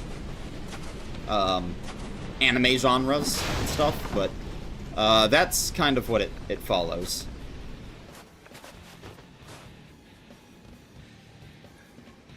Dealing with big corps had to be fun. Fuck Discord, man. Fuck Discord. They suck. They still suck. Let me show you this. Oh my god. Fuck Discord. Fuck Discord. Fuck Discord.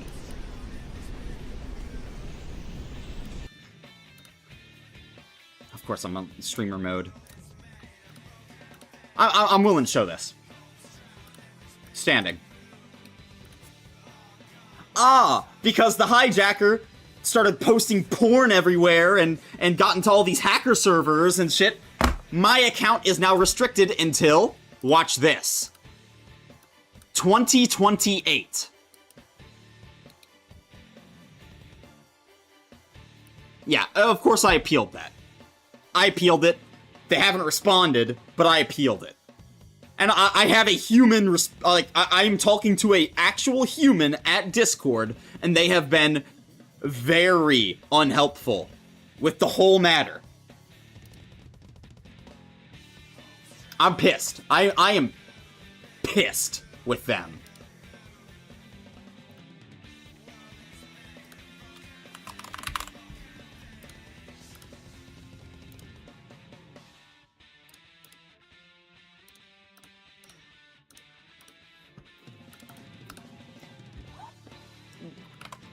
Needless to say, I unsubscribed and will never pay for another fucking thing on Discord ever. They're not getting another cent out of me.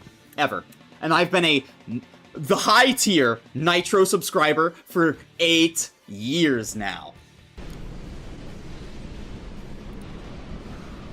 I've been a preacher of Discord for years and years and years, and they will never get another cent out of me. Never again.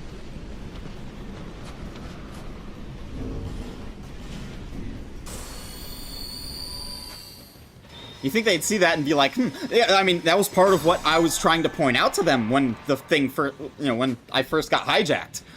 I was like, hey, you know, even if I can't have the account back at all, can you guys at least disable the account, make it so that no one can log in for the time being, and you know, so like other people aren't losing their accounts and shit? They're like, oh no, we can't, you know, like, and this was after I had already gotten a human on the line, like a month ago. They were like, oh no, oh, we can't do that because of security, this and that.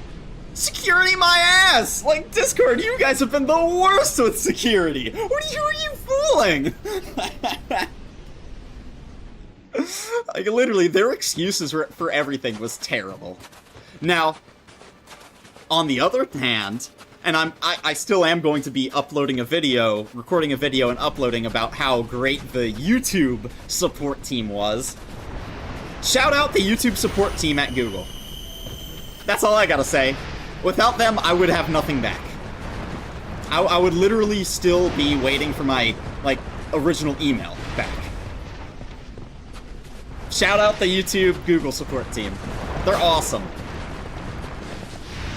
First thing they asked when I, like, reached out was, hey, you know, we see that you're a you know, YouTube creator. Do you have a contact? Do you have a point of contact? An actual human who you talk to at the YouTube team already that can help you? I said no. And they responded with, okay, well, it's going to take a little bit longer for this. However, we're gonna put you, you know, in the dock, like, for, you know, you're in the queue. We're gonna help you at some point, but you're not our top priority, because we kind of just have to go down the list. And they were very, very, communicative. They explained every step of the way what exactly was going on internally, and they made sure that I was never out of the loop. And then, like, the day that my shit was going to be recovered, they reached out to me and said, hey, you're at the top of the list. So, just letting you know, you're going to have to respond pretty soon to something. Of course. Oh, there's more floors. But, you're gonna have to respond to something pretty soon. Just make sure you do it in a timely fashion so that, you know, they can continue rolling on everything.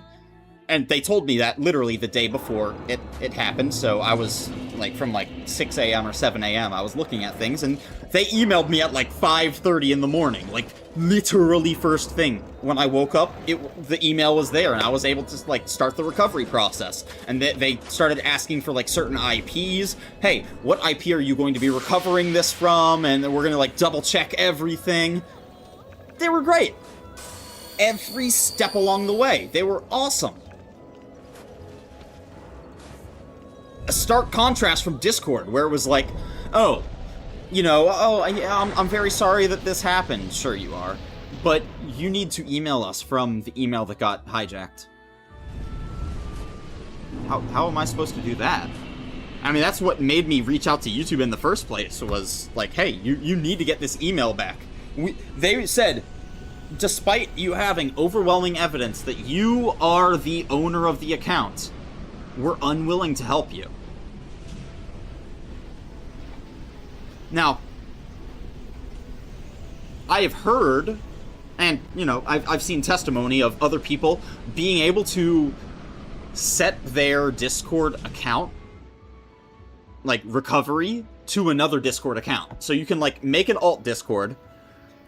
They can transfer the recovery of your compromised Discord to the alt Discord, so that there's no email whatsoever on anything, and from that point you can then recover the account. But you need to get a human on the line. Nah, they're not willing. Whatever testimony that was from was ancient. Straight up.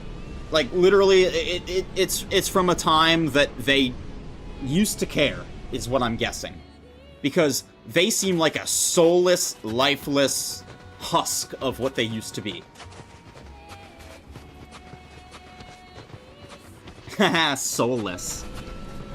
Just like me right now. I have 0 souls. Haha, I'm Discord, guys. Check me out. I'm cosplaying as Discord. Sorry, I didn't mean to take it that far, but, like,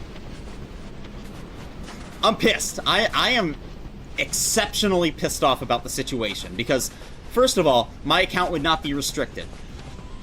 Second of all, I would not have, the attacker, because he ransomed me, was like, hey, if you pay me, I'm not even gonna say the amount because it was absurd, if you pay me this amount, I will give your account back, no questions asked, I haven't done any harm to anything, whatever. First of all, I know that was a lie, because he had already done harm and had already tried to compromise other users from my account, and I had heard from IRL friends that he had. Third of all, I know he was never going to give my shit back for a ransom, because he would have just he'd take my money and run. He wouldn't give my shit back. I know he's, like, in good faith, yeah. Well, if you were a person of good faith, you wouldn't have done this in the first place. You're a bad actor, and I know you're always going to be acting in bad faith. Fourth of all, if Discord had listened to and understood the situation, they would have disabled the account. And I know they can. They can do whatever the fuck they want to accounts. I know that for a fact. It's not like, oh, security, this or that. I know that they can disable accounts and, like, have restrictions on things at any point in time. They could have restricted it so that it couldn't message other users. Like, literally, you can do anything to that account to make it so that he could delete everything on my end, and I wouldn't really care. But the fact that he went after my IRL friends and got a lot of their, like, I know a lot of people who lost their Discord accounts because of my account being out there for, like, I think it was like 2 weeks before the account got restricted and was no longer able to. So for 2 weeks, it was left to its own devices. And I caught them within 12 hours of it happening. They just don't care. Simple as that. Ask how he got me? I clicked a link. It was a, you know, IRL friend of mine who had their account compromised. He was asking me a few... the person went back in our DMs and clearly did their research and tried to impersonate my friend. And did a very good job at it. And from what I've heard from my friends, they did the same on mine. They impersonated me and got a lot of other people because they were asking about related topics. Clicked on one link and it was a, like, literally, it grabbed all... It was a token stealer. So, like, any logins that I had... So, it was specifically Discord and my Google account. Those tokens were stolen so they could bypass two-factor auth, you know, separate verifications. They could bypass it all. They just instantly log into the account and can make changes. So what they did on the Google account was make it a child account to their parent. So there is no chance of ever recovering it without external help. On Discord, what they did was nothing. They just changed the password and made it so, oh, I don't have access to my Google account, I can't recover it. Because Discord's, what they say is, oh, in order to recover account, you have to have the original email, which that Gmail was the original email. And that's the be-all, end-all. GG. Literally, Discord was unwilling to help me the entire way. The only reason I have my Discord account back is because Google was willing to help me. The YouTube team was willing to help me. I still, to this moment, would not have my Discord if I didn't have my Gmail.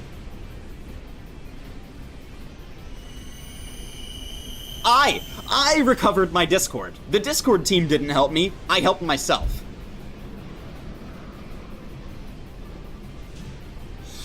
I'm done on the topic now. I'm pissed.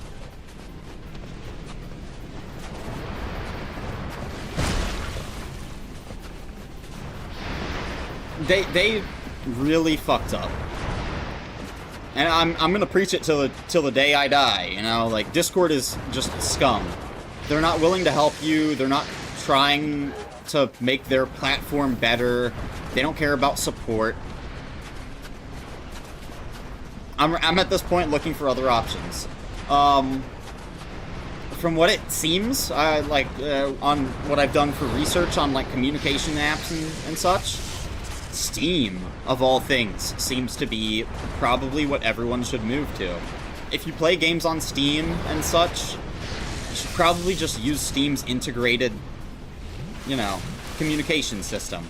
Their groups system and, you know, their general messaging stuff is pretty good. Now, I would say that really only applies if you're actually playing a game on Steam at that moment, because most of those utilities and features and stuff are if you're actively on Steam, like you actually have Steam open. Now, that's not to say that you don't get notified the same way Discord would if you get DM'd, or like, you know, it doesn't kind of... That's not to say it doesn't kind of do all the same things, but it's not as user-friendly as Discord was. And I think that's what everyone's looking for currently, is another option that is as user-friendly as Discord was. And I don't think there's going to be anything for a number of years. You know, I think Discord will remain the most user-friendly communications app for quite some time until someone takes up that space in the market. You know? It's gonna take a little bit.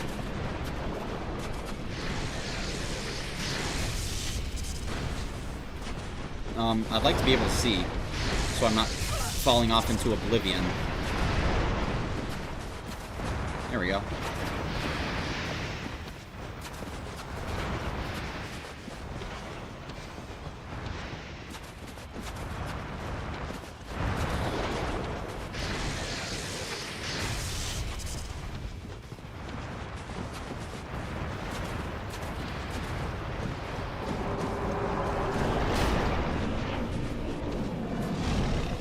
Alright. Well, we get an actual try at the boss. Crazy.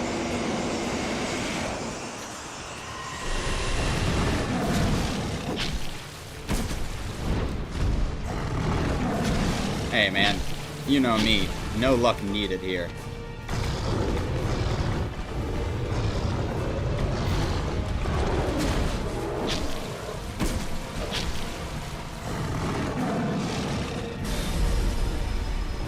Oh no, I got denial up. It's GG. It's GG. We got a late denial. Perhaps I'll even deny him. And we got Dark Weapon late. Ooh, let's go!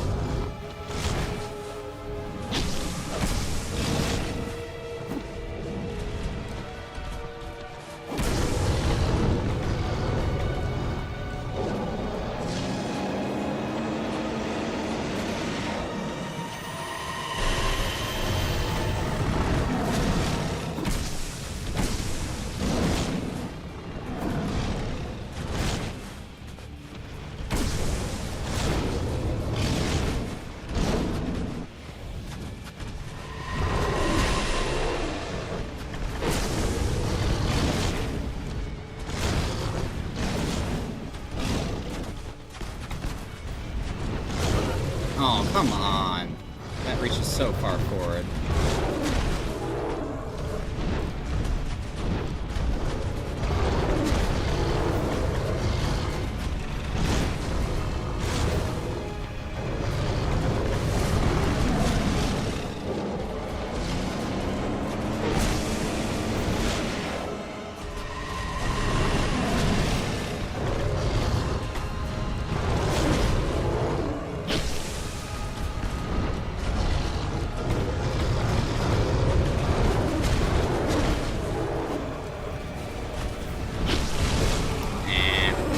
There goes my denial.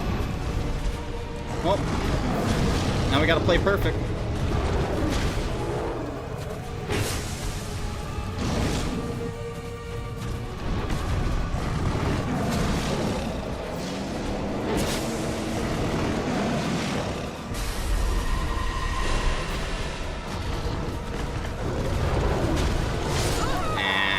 I went for the dodge on that left one, but they, like, you know, staggered in such a way that I should have spaced that first one and then dodged the second. But no one's ever done this before. Point that out. Literally, this is like world first for first playthrough on Covenants of Champions, no upgrades. This has literally never been done before, and I would have killed that boss probably 3 or 4 times over because I'm still dealing 200 something damage per hit where I should be dealing 700 or 800. Right?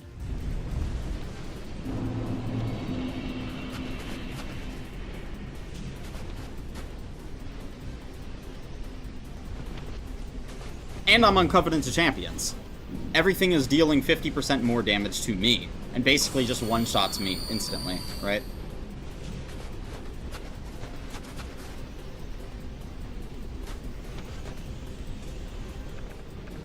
I am the world's first on this.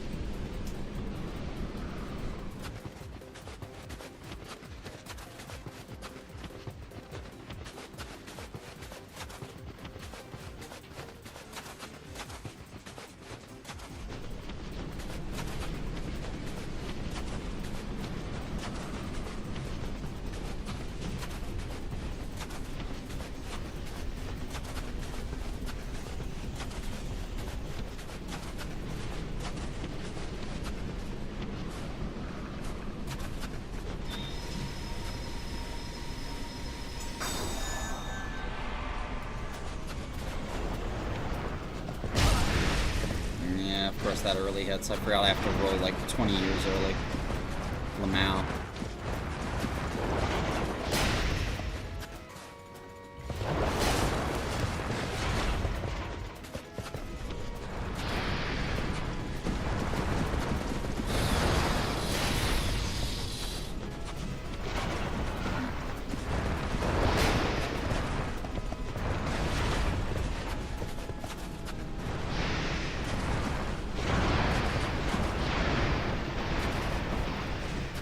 I'm done rambling and not focusing on the game. I'm actually gonna, you know, focus on the game and play. I say as I'm looking over the chat. Yo, Arzen? What's going on? Yo, thank you very much, man. It's been a long month. That's all I can say. It's been a very, very long month. And it's not over yet, technically, because I'm still having to, like, appeal certain things that the hijacker did, and it's a whole thing. It really is. But I'm glad it's over, so to speak. The actual time,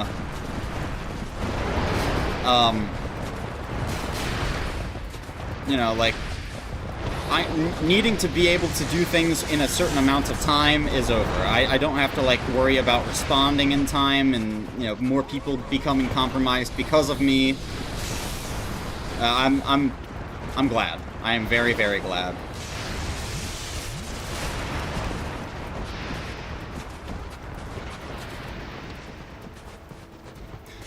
I guess it's more relief. You know, I'm very relieved. I'm still not happy about the situation, but oh boy, am I relieved. Hey, the weight is off my shoulders, so to speak. You got a message on Discord, you're like, dang, those rat files are insane. Yeah. I'm sorry about that, dude. I know there was a lot of people who got affected by it because of me, so I really am sorry. Obviously, it's not my intention to get fucking hijacked, and then the you know, attacker uses my account to hijack others. And yeah, I'm sorry. I'm gonna get hit by this real quick. Oh, no, I'm not. Let's go. He decided to use the wrong attack.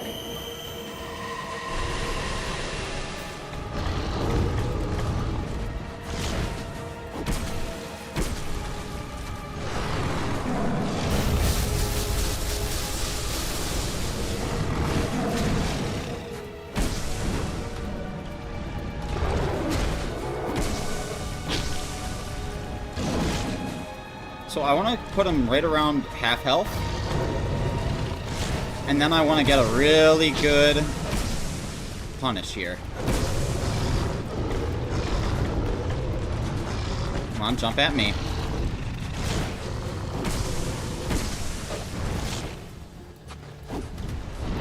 That's alright. That'll have to do.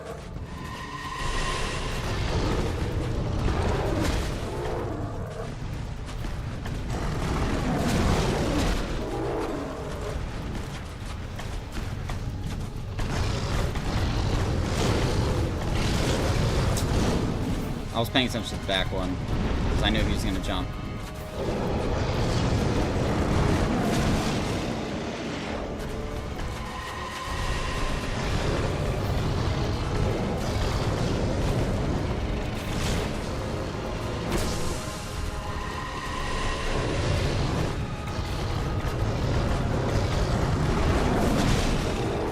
Look at that synchronization on their jumps. That was cool.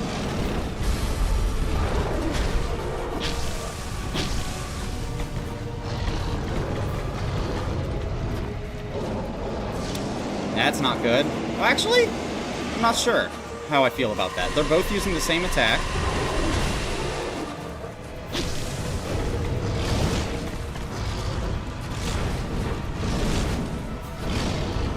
You can jump at me? Nice. This bodes well. let's just focus up for the rest of this and not make a mistake.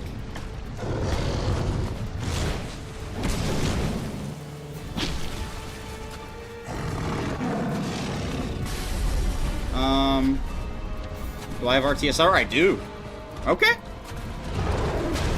So, what I'm actually gonna do here is I'm gonna wait for denial.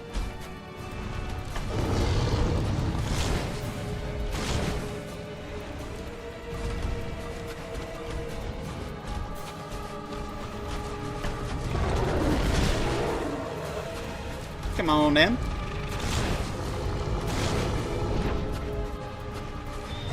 Can I get this off? Woo! We got to full duration on denial. It's over, baby. You already know that shit's over.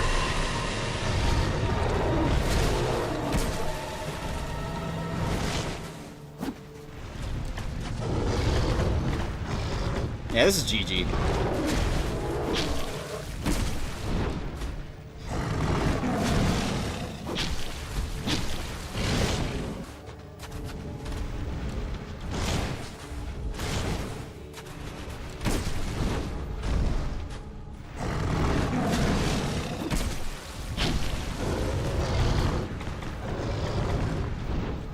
You're gonna do a spell. So this is probably not very smart of me. Oh, he buffed. What the fuck?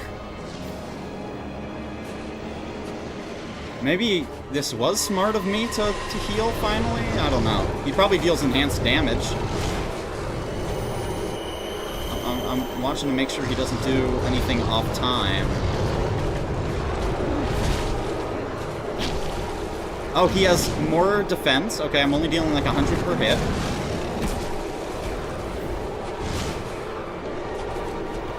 He probably deals double damage and takes half, if I had to guess.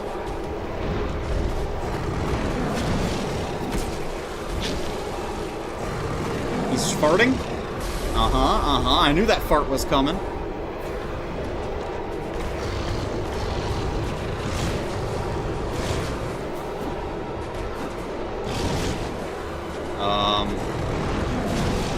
Get my repair going. Can you jump away, do something, spell? I don't know. Oh, wait, the buff only lasts a certain period of time? Wait, he's also healing. I just realized his health is way higher. Is it a DPS check? Since I'm in Covenant of Champions and no upgrades, do I not deal enough damage to kill him? It's possible.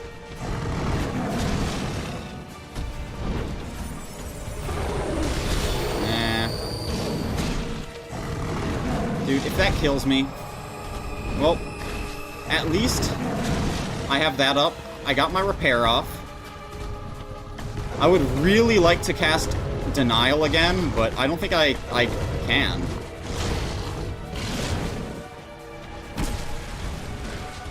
Will he buff? Oh. Yeah. Oh, no. No, that's a spell. I need to cast Repair again.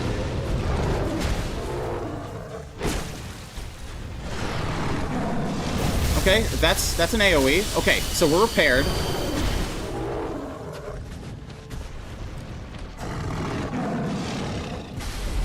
Oh, this is so dumb. I'm definitely getting a hit for this. That's alright.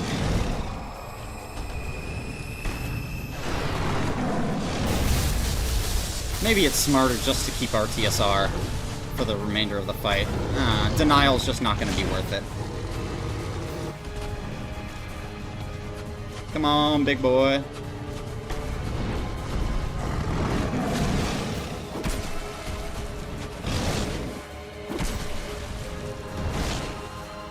It doesn't look like he's rebuffing. Maybe I just don't know? It doesn't look like he's rebuffing.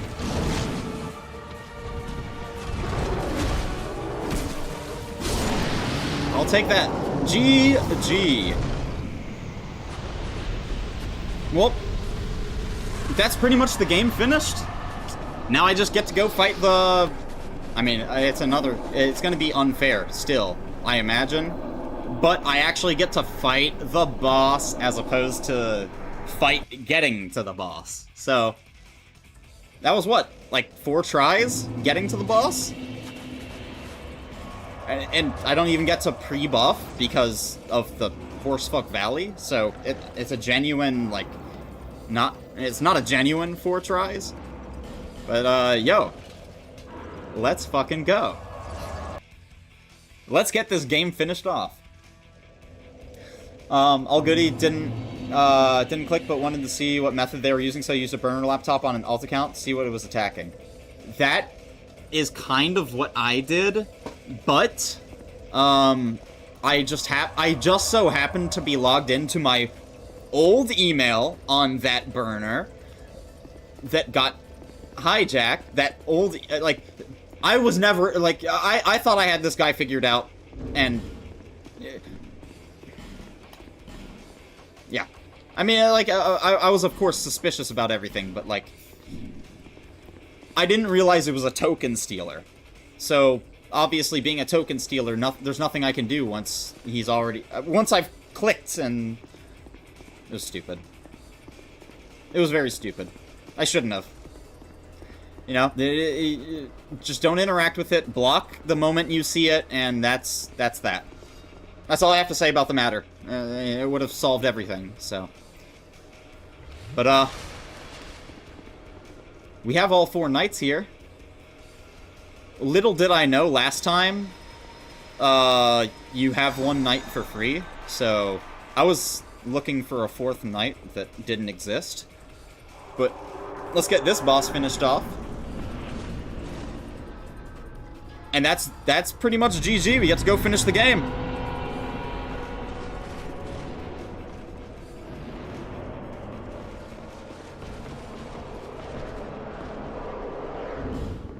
Yep, we have all the right things.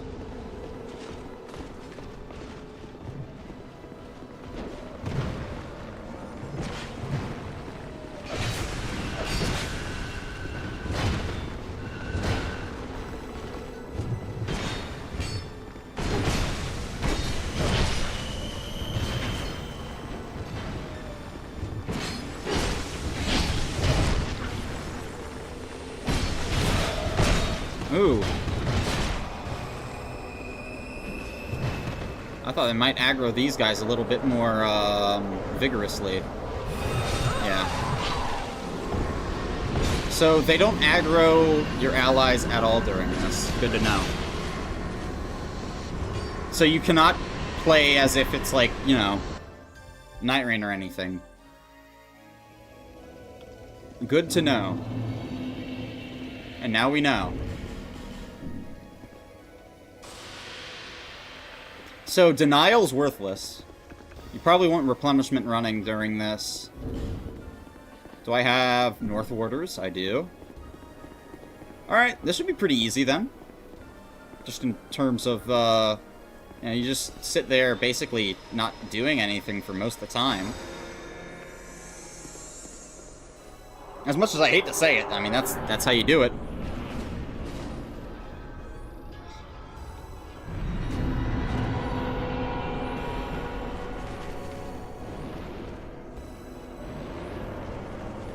I'm probably gonna need a repair during this at some point. So 1, 2, 3. Oh, is there only 3 doors? Interesting. I didn't know that.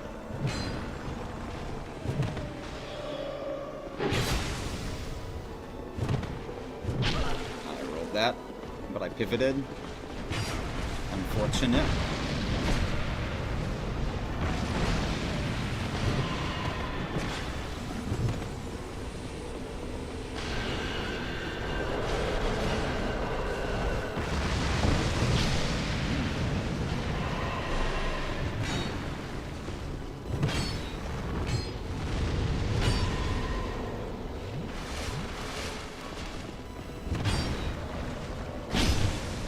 Oh, good to know. They can't backstab.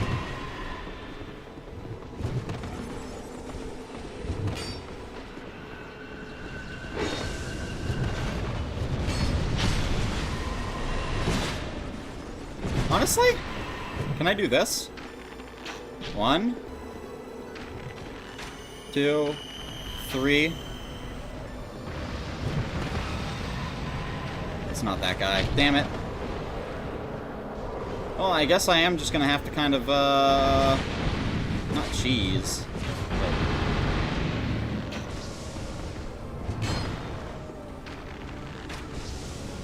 Dark doesn't do much against them. Good to know. It basically does nothing. That one's closed.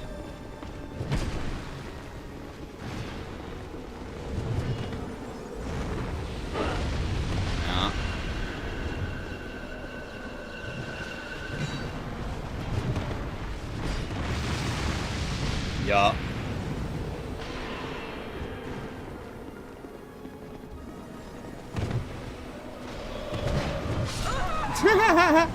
Yeah. Aha.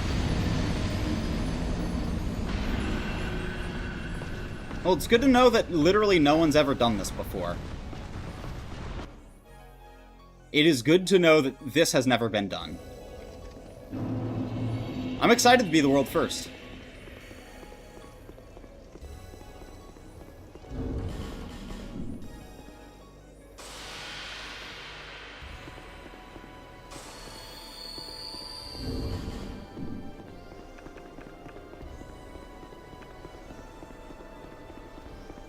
World's first, no upgrades plus Covenant to Champions for first playthrough.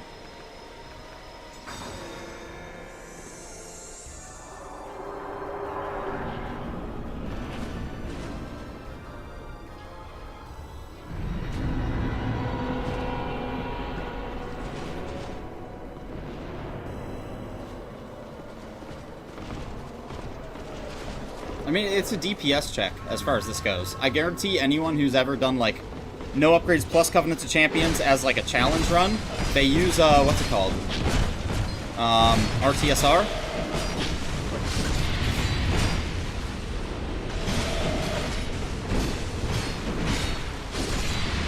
Yeah, you just sit here DPS checking. Boonga boonga.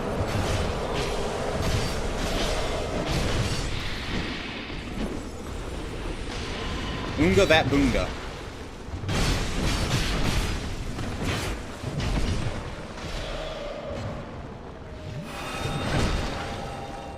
Of course, there goes my denial. It's alright.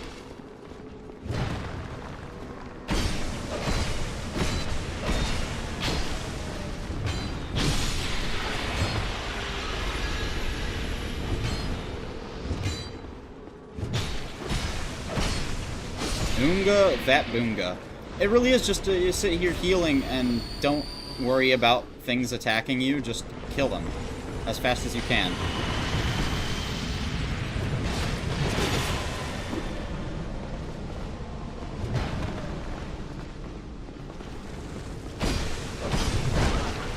Come on, guys, you gonna help me or not?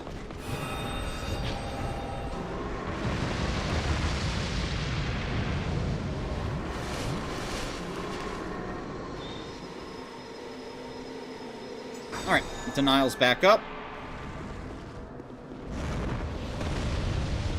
Refresh on Dark Weapon. We only have one gate open.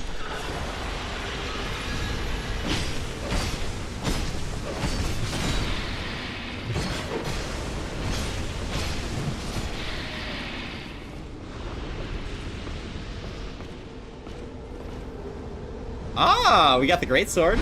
Cool. We got the gauntlets. Nice.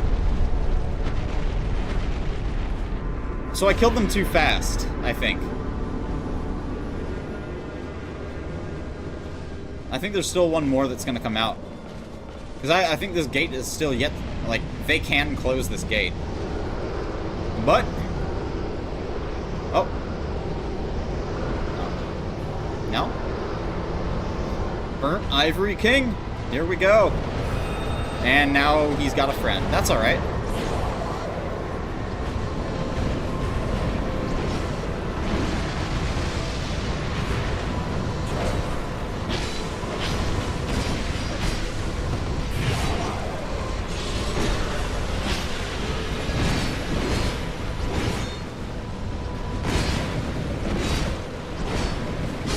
Alright. We have everything killed. We got Aloy's soul for free.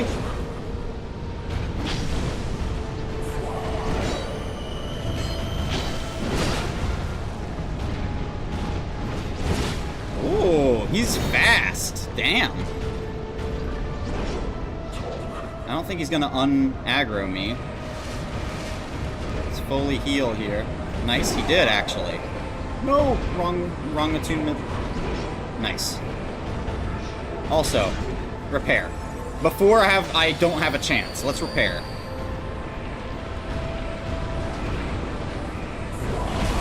I definitely rolled that.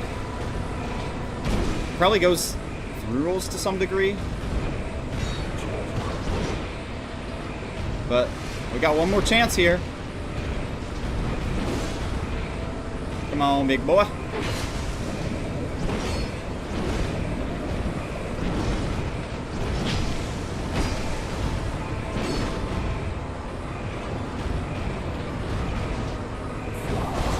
Okay. So if you go sideways.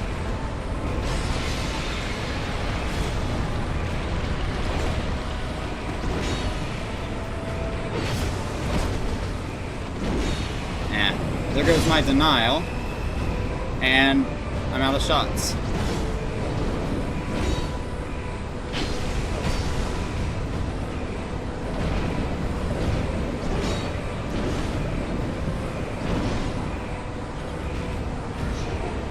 Nope. Oh man, I should have been killed there.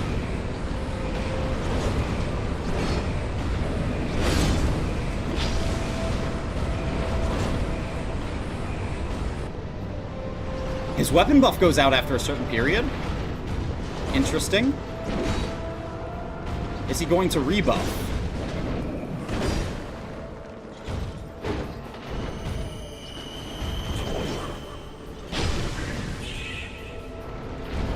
Oh no, I'm dead.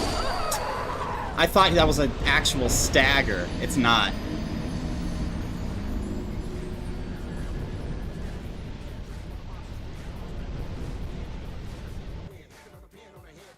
Oh, good to know. Now we know a little bit about the boss himself, so this should be pretty easy. I mean, it's actually, that's 2? No, that's 1 against him.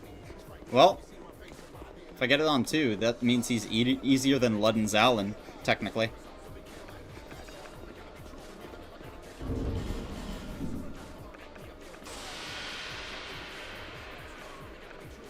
That's a weird concept for him to be easier than Ludden Zalin. It's just a matter of, like, you're able to heal less against him.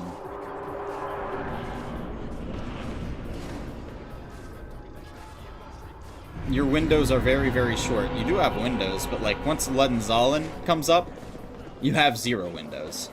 So...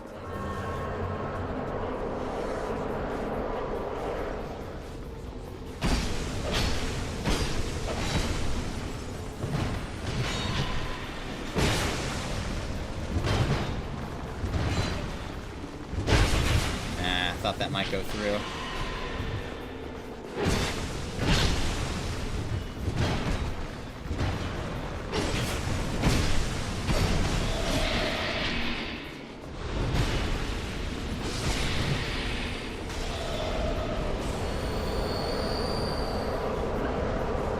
Good to know that you can't attack them while they're spawning in.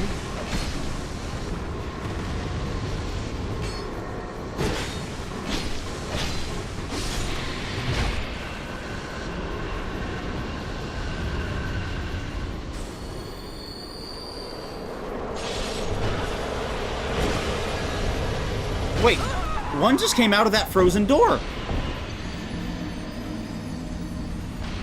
So good to know. Look, yeah, literally you can kill them too fast. And I think I'm killing them too fast without upgrades.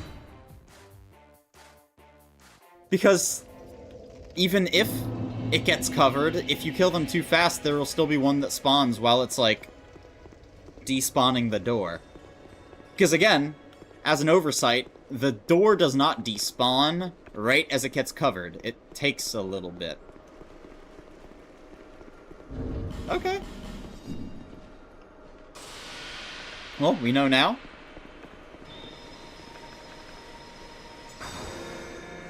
Still not a second try on the boss yet. I will say this is a lot more fun than, what's it called? The shitty run back from, you know, the expulsion chamber to Luddenszallen. That's just unfun. This is actually fun, because I'm actually getting to fight something.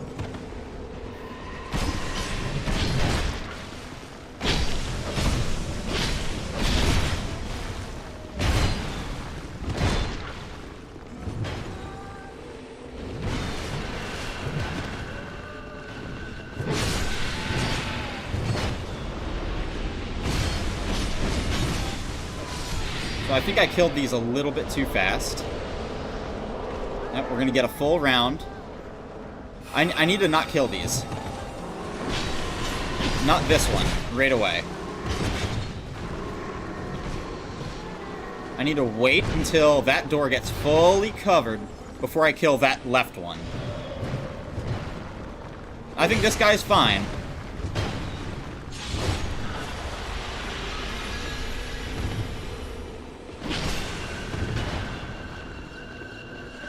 Okay, now I can kill that one that's low over here.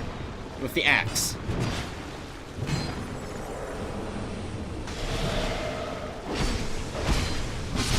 Okay.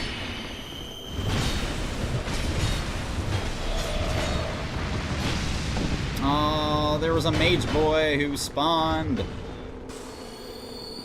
It's alright. Just play it out. Play it slow.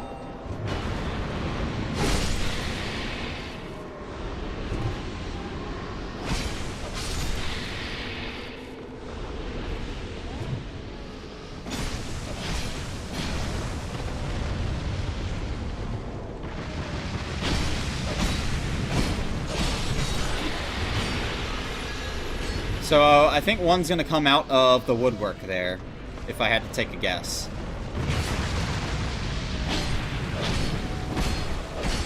No? Nice. So we killed it just in time.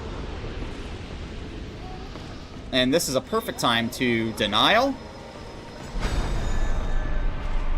Repair. Dark weapon. And something I didn't check before, but I should and will now. Once he comes out, I'm gonna yearn and see if the charred knights don't yearn. If they do, this is gonna be quite easy. I never even checked to see if they yearned.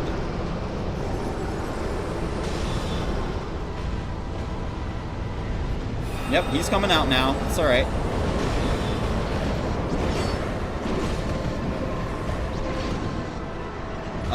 It does not look like they yearn.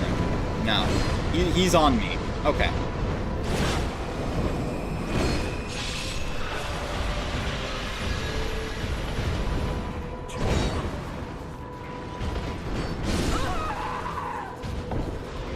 I wanted to test that.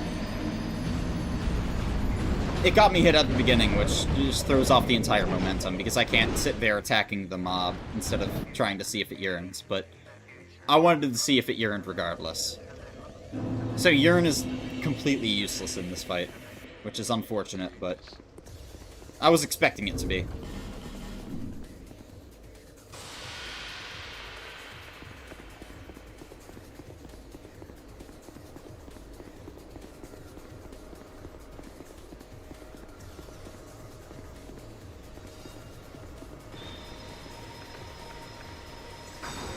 Okay.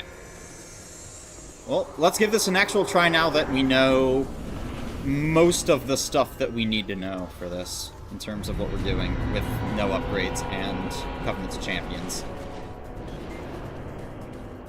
Also, another thing to note with the Covenants of Champions, these guys do not spawn infinitely. Once you try this boss a certain number of times, they will stop spawning.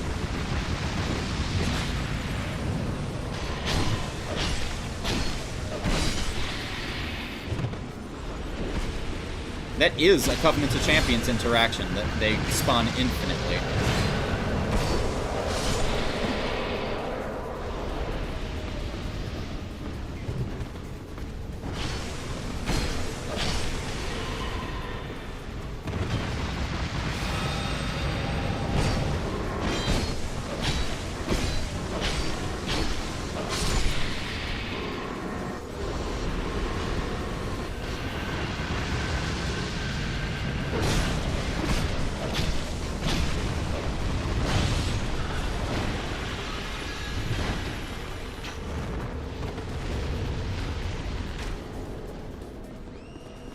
I do want to check and see if they poison.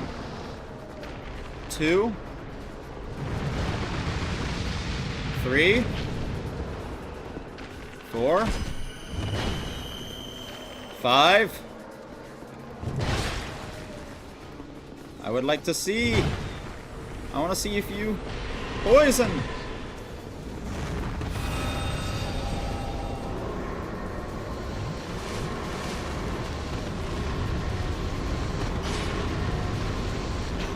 I don't think they do. Is this the same one?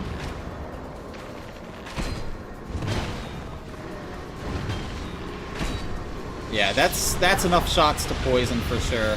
I don't think they poison. They do. It's like 7 shots though. Eee, that's not worth it. It's simply not worth it.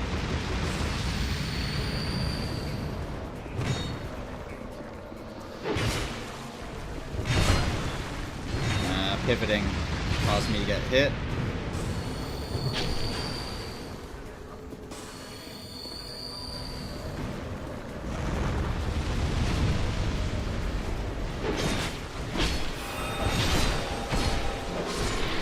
Oh, that'll do.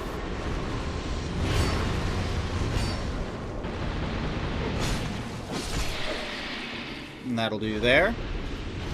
Nice, that's going to be closed. Nice! Actually, we got a good shot at this. I can pick up gear. I can use a very late denial. We can weapon buff very late. Let me repair, because I know durability is going to be an issue here. I've got no ads. I think this is it.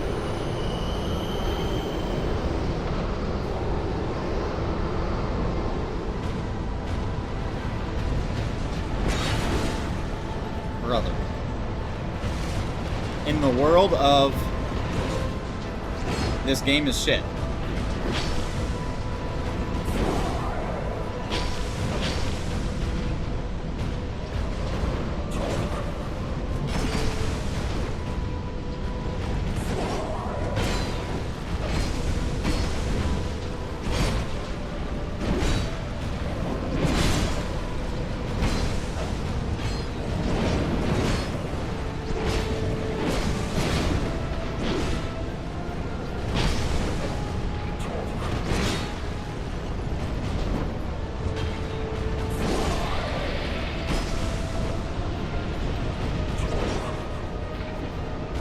That roll attack kind of ends up fucking me more than it helps.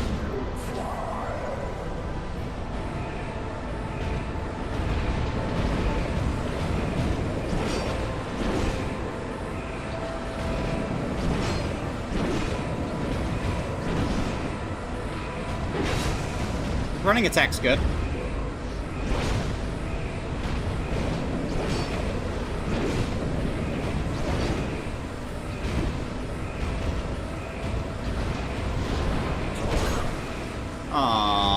I rolled that.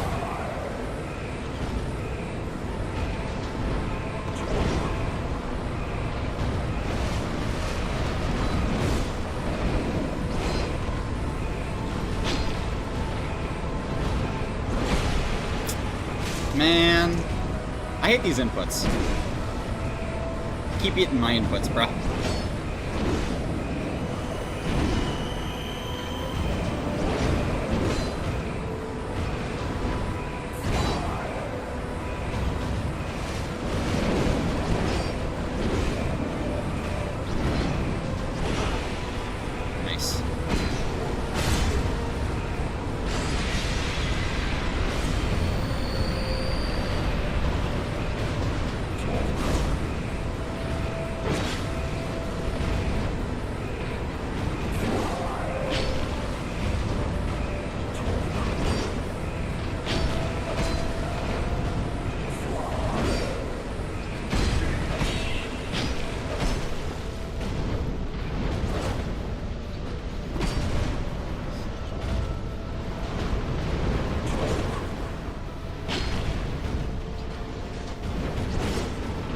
Yeah, he's pretty easy.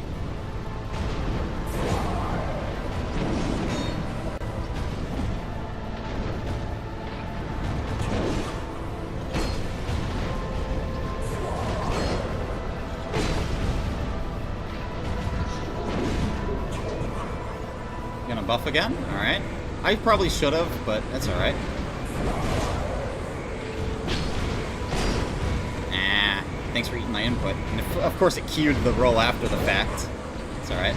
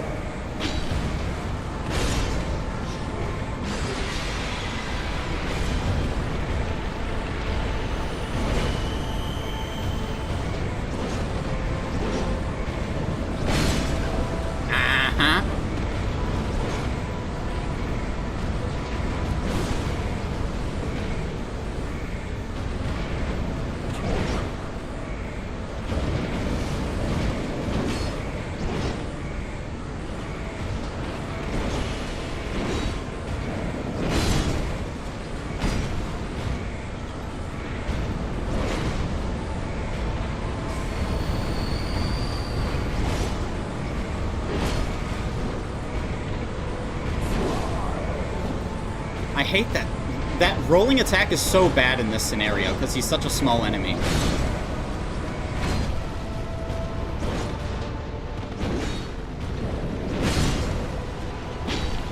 But GG, easy. I don't even know how many times I tried the boss here. It was less than 4. It was either 3 or 2. I don't know. Definitely not a hard boss. I mean, I think Sir Alan was probably a little bit harder, just in terms of how fast you had to react to the same animation. Because Sir Alan has the same animation for like 2 or 3 attacks, and 2 variable speeds for those. So you had to instantly realize if it was the fast or the slow version. Otherwise you'd get hit. Burnt Ivory just doesn't have that same personal moveset, so that's it. GG. Crown of the Ivory King. It's over. We've completed our journey.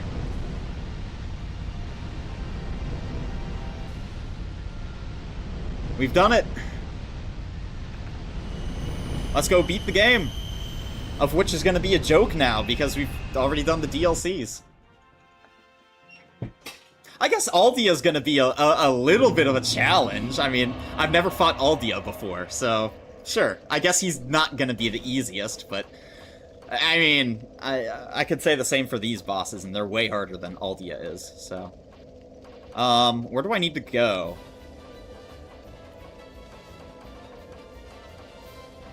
Undead Crypt, Undead Ditch. Now that we have all 4 of the crowns, I believe we can talk to King Vendrick in the memory. So let's go do that, and then let's go beat the game. We're done. I'm surprised this took me under 3 hours today. I thought this was going to take much longer. We absolutely floored this.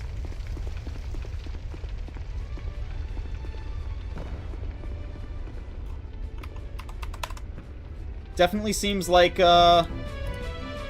we underestimated ourselves in terms of the bosses in the DLC. I knew that Horsefuck Valley was going to be the hardest part of all of this, but I didn't realize just how much harder Horsefuck Valley was going to be than the bosses of that area.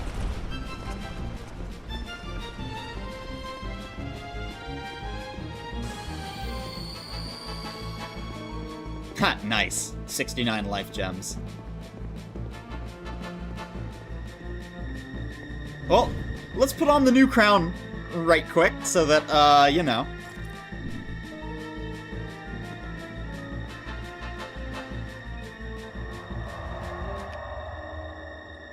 Pause the music real quick.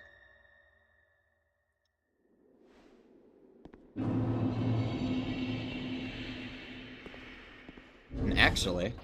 We can wear the king's garb, can't we?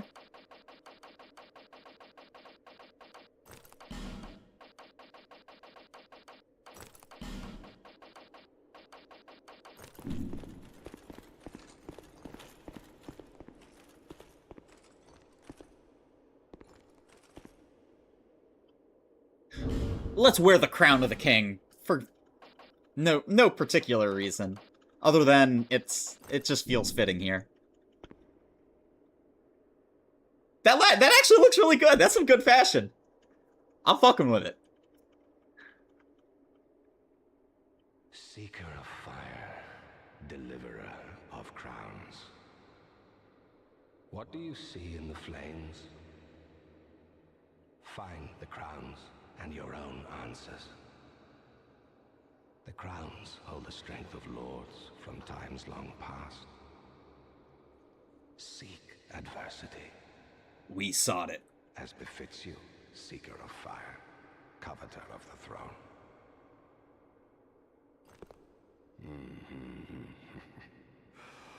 Seeker of fire, conqueror of dark. I too sought fire once. With fire, they say, a true king can harness the curse.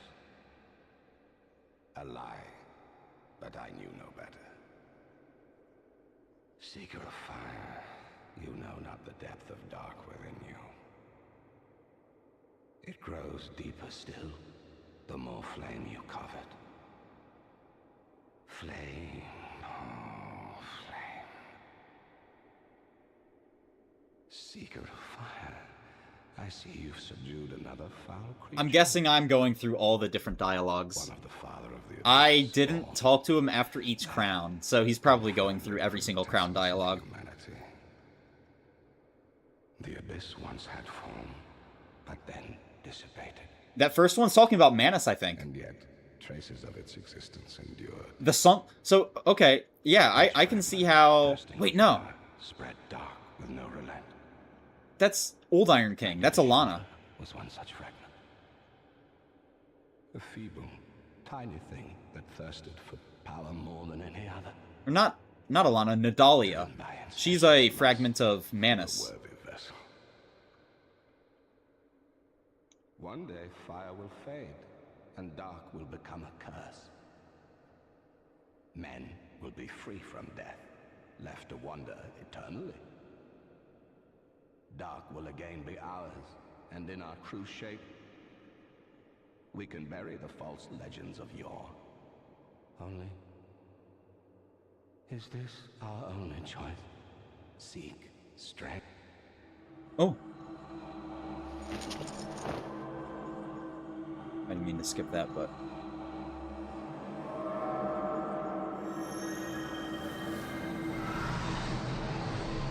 There's even a little cutscene for it. That's cute. The rest will follow. And he says no more. So I think that was the king's blessing. It's kind of unexplained, but I can no longer hollow, I think, is exactly what happens. Heat radiates from the ancient crowns. So while wearing the king's crown, the crown of the Sunken King, crown of the Old Iron King, or the crown of the Ivory King, I can no longer hollow. Basically immortal at this point. Which is really, really cool. Quite helpful. And specifically helpful in the case that we're going to be fighting the end of the game here, so...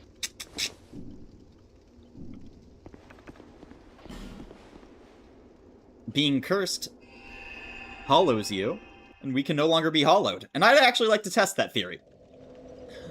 Do you gain curse buildup while you're wearing one of the crowns? Because if you do, that means the hollowing effect is just reversed. But you still get cursed, which probably drains your HP ever so slightly. If I had to take a guess at it.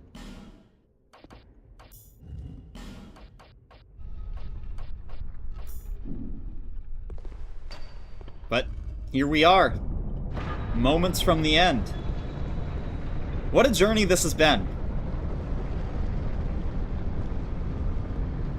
I think, again, at some point in time, I am going to do a Dark Souls 2 no leveling plus no upgrades plus Covenant to Champions run.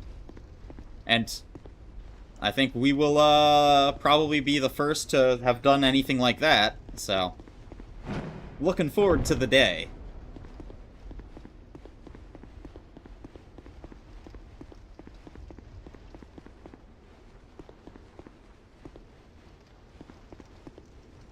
And, I mean, of course,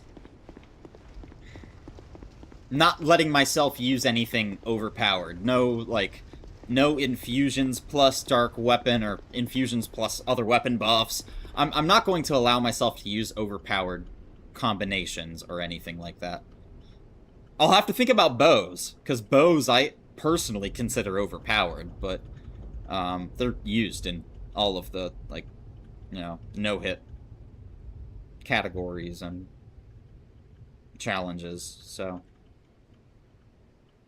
I don't know if I'm going to make that exception, but I'm definitely not going to allow myself to use the key to the embedded, just like I didn't for this playthrough. I mean, the key to the embedded would still, to this moment, be my best weapon. That's kind of, it's a little bit insane, but it's kind of hard to beat 150 counter hit damage plus A scaling dex plus C scaling strength. I mean, that's a little bit extreme, so. But, here we are, at the end. I don't think we're going to use Denial. We'll use Replenishment for this one. And I think Dark Weapon really doesn't have too much use, but that's alright.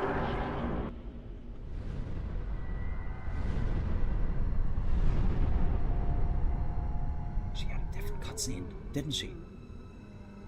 I got to see both? Brave undead. You have proven yourself to me. That's really cool.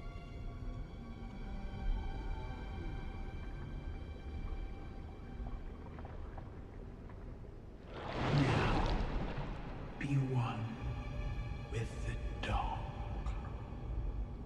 Nah, I'm gonna make you one with the dark. But, she had another cutscene when I killed the Throne Watcher and Defender and didn't leave in time. She had a completely different cutscene where she walks past you. Also, I want to see if these are gonna hurt me. Yeah, they do drain your health over time, but curse buildup is negated. You don't gain any curse buildup. That's pretty cool.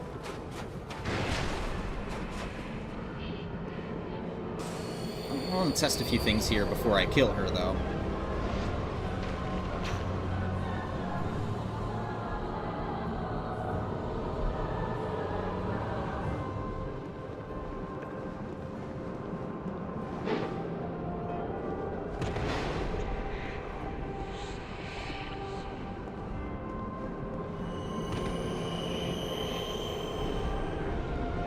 No? So you do have to hit it? It seems. Okay. Doesn't seem like bows do the trick either.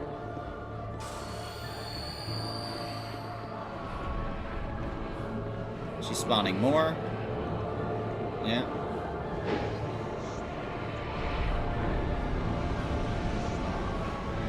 Can you? Maybe I have to shoot higher.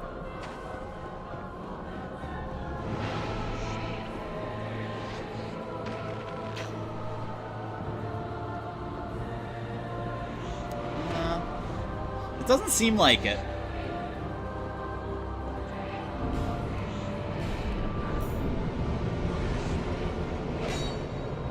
Seems you can pretty loosely hit them. It's like really not specific on that. Alright. Well.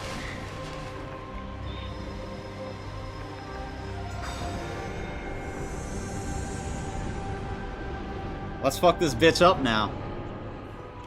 I tested what I wanted to. I think we're good to go.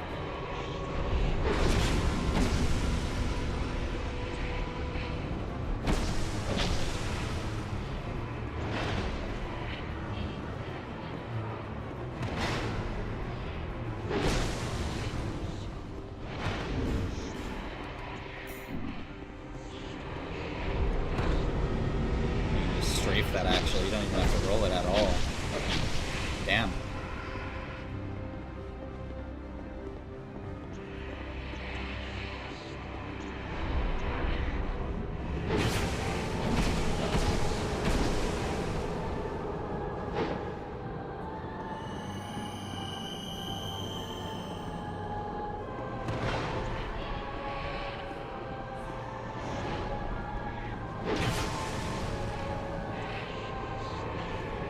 Explosion? Wrath of the Gods, yep.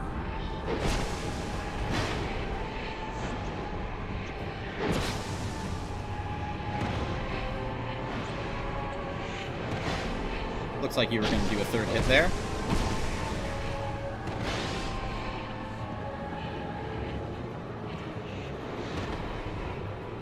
Whoa! I just fell off the edge.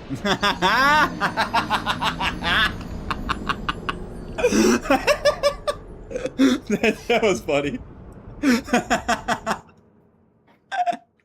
I totally wasn't paying attention to the edges of the arena.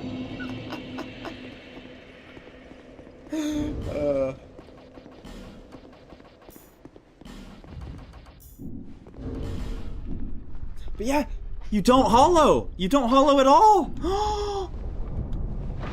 That's so cool, dude!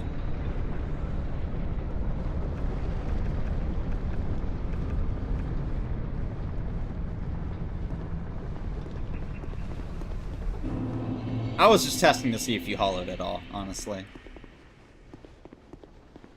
Yeah, it seems like Curse is completely negated if you have a crown on after you obtain the Blessing of Vendrick.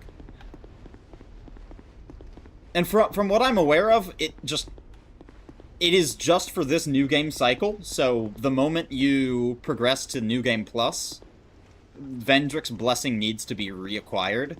You keep the crowns and their other passive effects, however, you do not keep Vendrick's Blessing, which I think makes sense, because that'd be overpowered if you kept Vendrick's Blessing through new game cycles.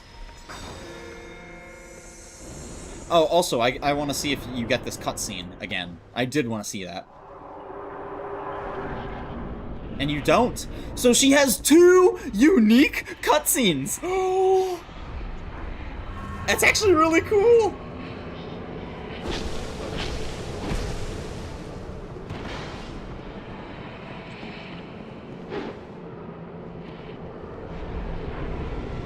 She legitimately has 2 unique cutscenes. One if she spawns in on you, and one if you come into her room after the fact, after she spawned. That's so cool!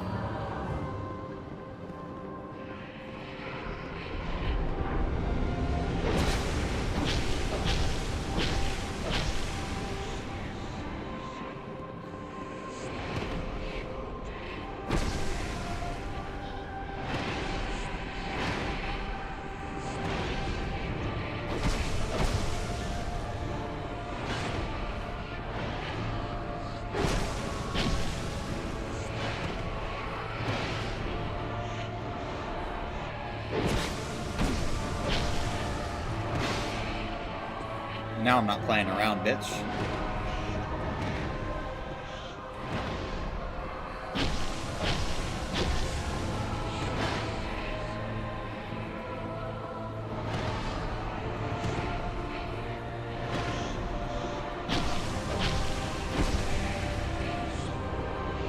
Wrath of the Gods.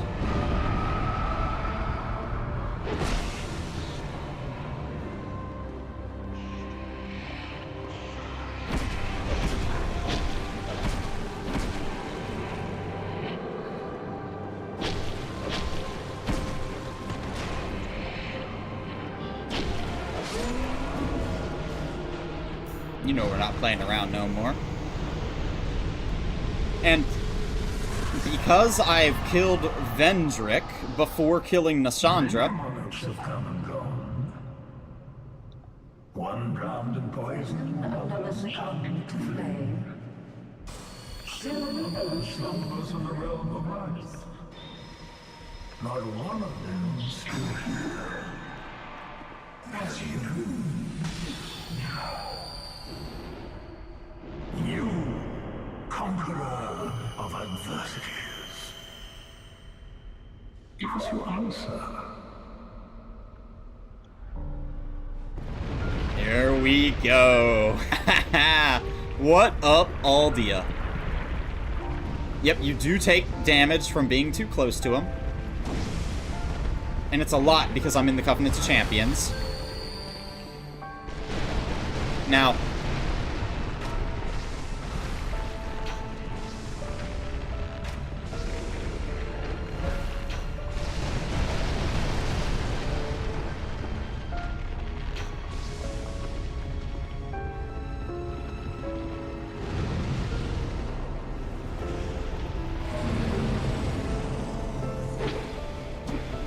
how many attacks do I get before he has flames underneath him? I get 3, probably.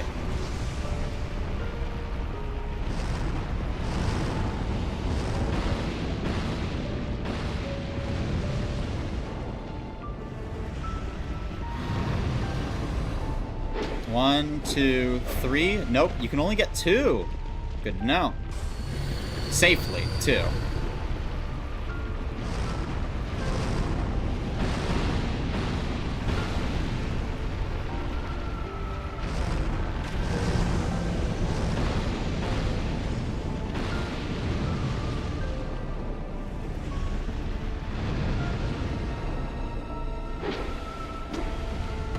You only even get 1, actually.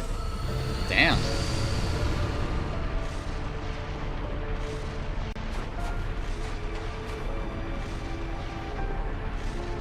That looks like something I should probably be punishing. His flames weren't active during that. I should probably be punishing the big ball.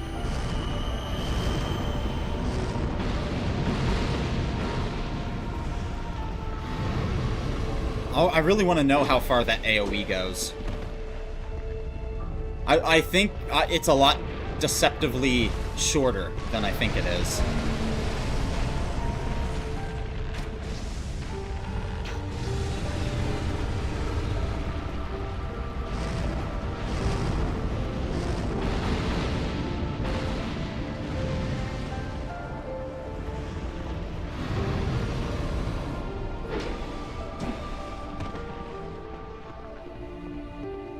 That fire underneath him is variable, it seems, as well.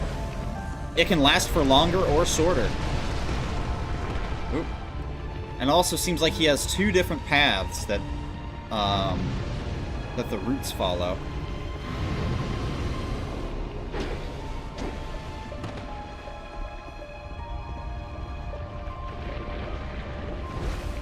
So I can just outrange him now? Seems like it.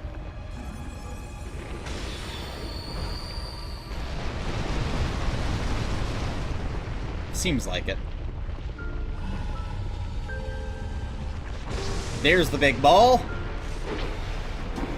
3, 4, 5. Honestly, that's probably all I want to go for is a full stamina bar. Going for more is probably greedy.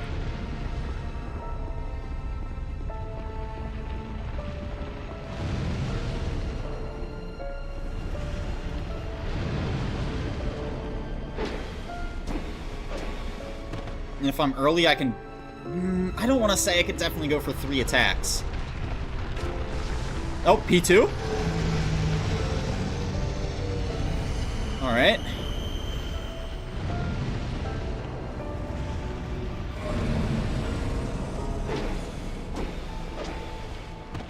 You still get 3 there. Okay.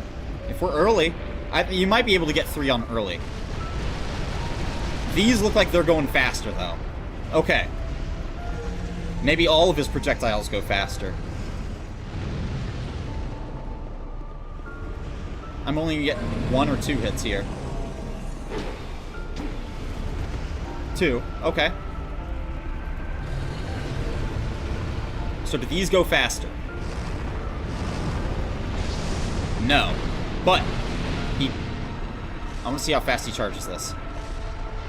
I can still get a full stamina bar off. Okay, good to know.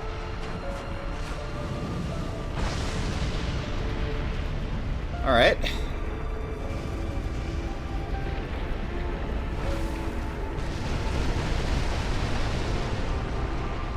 I think I just want more range from that.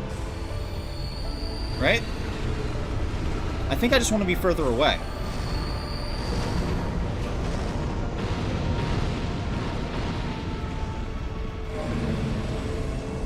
One, two, three. Nice.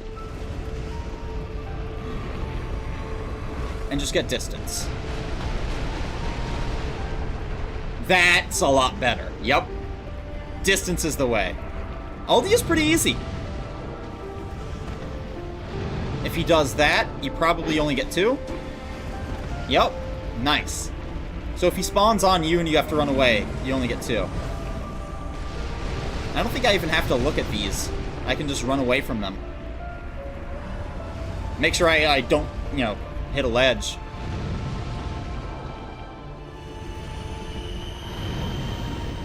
One, two.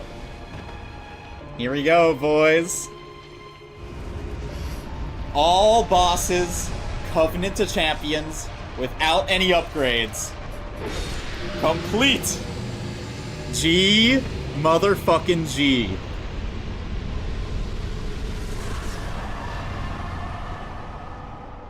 I lost everything and remain here patiently. The throne will certainly receive you. But the question remains. What do you want? Tell me. Light, dark, or something else entirely?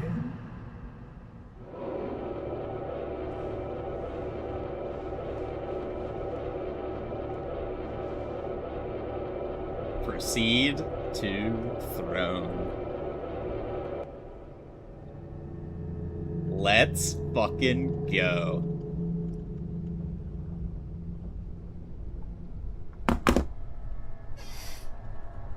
Dark Souls 2, all bosses, no upgrades, plus Covenant to Champions for my first playthrough.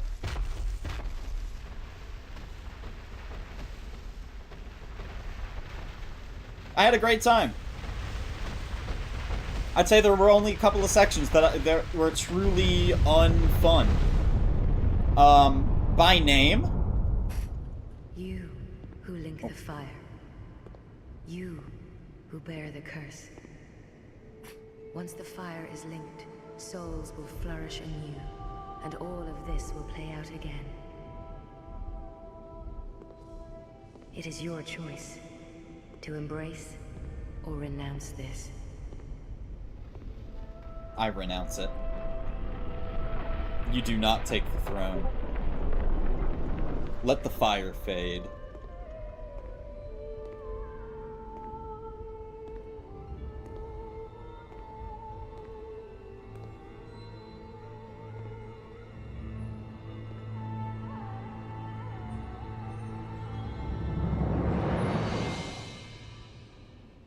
Great Sovereign, take your throne.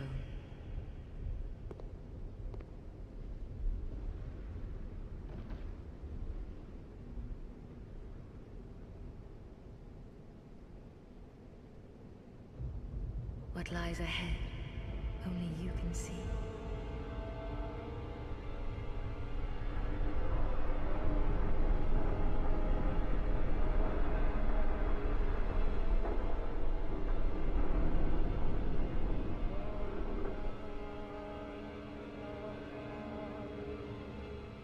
GG's.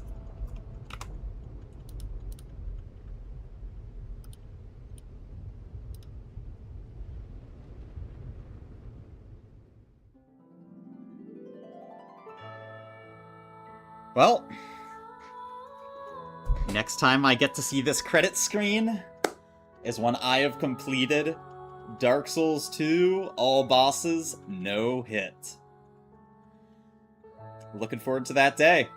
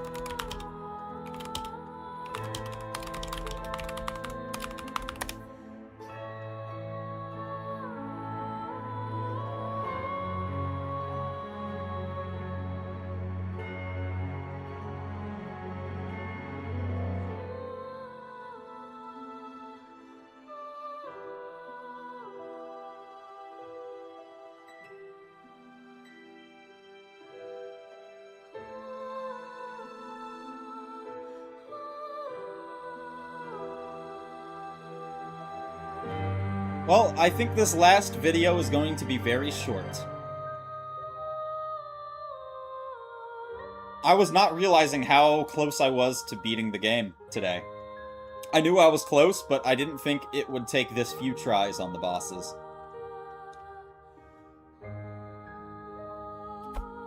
Oh, and it's funny, I'm sitting here, someone's literally asking me on Steam about this. The only areas in this playthrough that truly felt unpleasurable were, Duke's Freya, simply because it's an ad fest that there's no way you can get around all the ads and deal enough damage to be able to, first of all, one-shot the ads without certain things.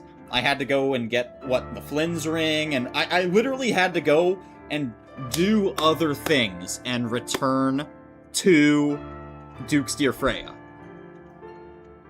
That was just... I mean, I could have managed through it, but I wasn't gonna sit there taking, 20 tries on it? I tried it like 5 or 6 times and then realized that being able to one-shot the ads, because I was pretty close, being able to one-shot the ads was the biggest thing there. Dark Lurker? Dark Lurker sucked simply because you don't get any openings once he does the P2 transition. And the very few openings you do get feel like they're not worthwhile because you're dealing 100 damage per hit. I actually killed him with the key to the embedded, on my second try or something, and, it was an accident. So I'm really not counting that. I understand the concept behind how to beat him. It's easy enough. But, it's a 30-minute fight. The same way that Ilana the Squalid Queen is. Ilana sucked. It's an ad fest that you have to actually kill the ads in, otherwise there is no way to kill her. There's no DPS that's high enough that makes you have an opening to be able to kill her. You actually have to deal with the ads. And if you're not able to kill the ads in one combo, well, you're fucked. You're in for a 30-minute fight, of which it was.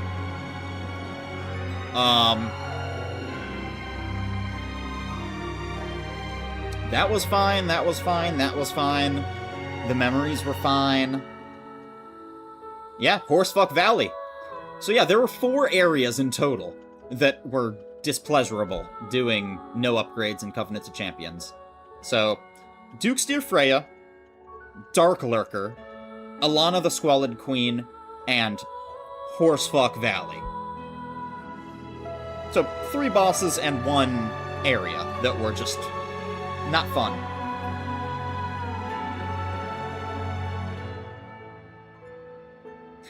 And honestly, if I'm really trying to think that hard about it, Ilana wasn't that bad. I enjoyed myself because I was going through completely new stuff. Duke's Freya sucks because it's a Night Rain boss. I have a lot of experience on Duke's Freya from Night Rain specifically, so I was expecting it to not be that hard of a boss, but it's not that hard of a boss. It's the ads that suck, and specifically the ads in Dark Souls 2 versus Night Rain.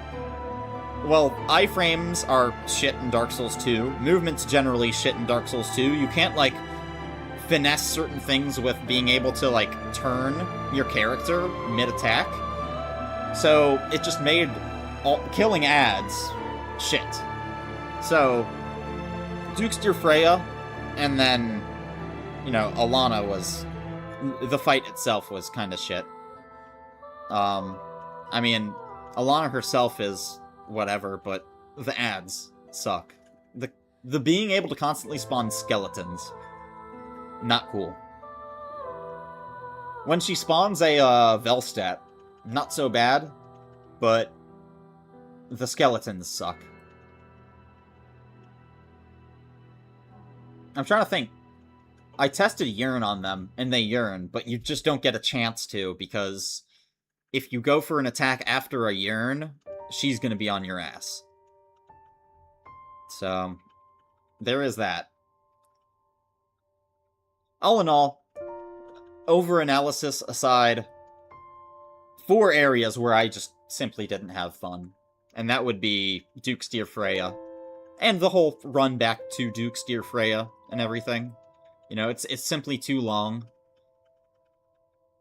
I'm trying to think of where another bonfire is there. No, there isn't a better one. So yeah, that is the best bonfire for Duke's Dear Freya. It's terrible. Because you feel like it takes forever per attempt because you have to sit there playing the ad fest. And then if you ever make a mistake, you die because of Covenant of Champions and not letting myself upgrade, you know, level up past certain thresholds. So I just don't have enough HP to deal with it. The ads basically just one-shot you. Alana, similar issue. The run back is terrible. If you don't have that hidden bonfire, which I didn't. I found out about it after the fact.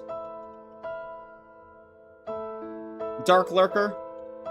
Again, because of not necessarily the Dark Lurker, but because of running back to him, you have to kill all the enemies in a Dark Zone in order to access Dark Lurker. Every single time. And you have to run back through that area with the Dark Zone. And in the Covenant of Champions, they never stop spawning. So that kind of, it blew. It sucked. And then Horsefuck Valley. Again, for a similar reason, there's no way to clear out the horses. They spawn infinitely in the Covenant of Champions. So, all in all, the issue was not no upgrades, nor was it no leveling. It was the Covenant of Champions. For, like, a first playthrough perspective.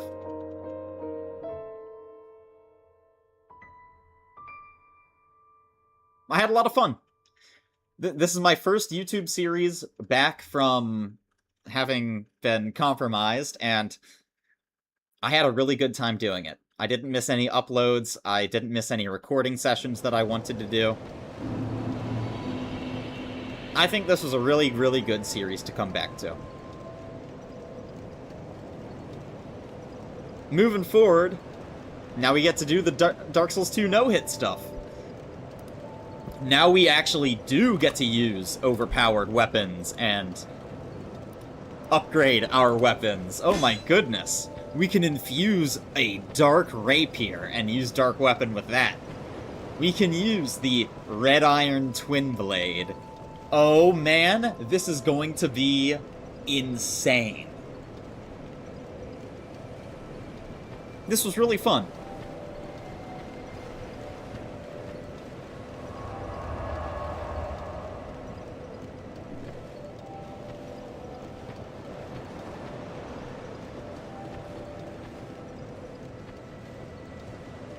Well, I am going to be finishing it there.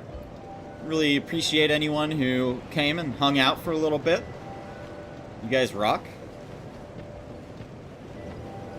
But anyways, that is going to be all for today. Thank you guys so much for watching. Really hope you enjoyed. If you're not subscribed, please do so. If you like the video, like it. If you dislike it, dislike it. But I will see you guys all on the other side. Clear waters from here on out. And don't forget to wipe.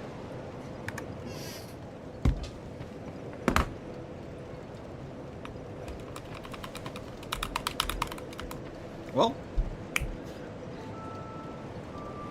there's the series.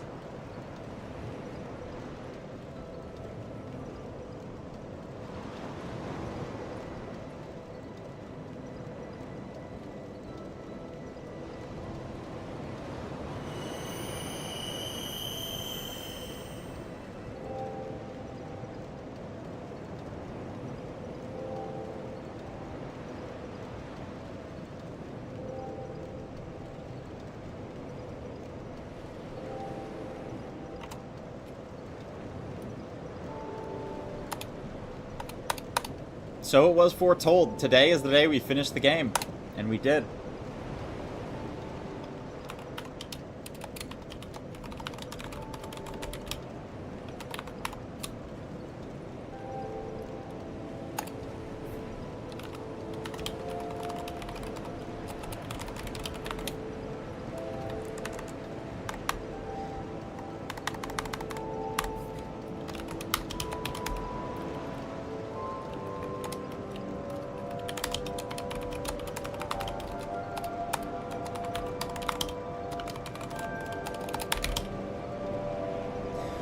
Now, I want to give myself no downtime. But I think I deserve it. And I think other people would agree. But I'm starting the no-hit practice starting tomorrow.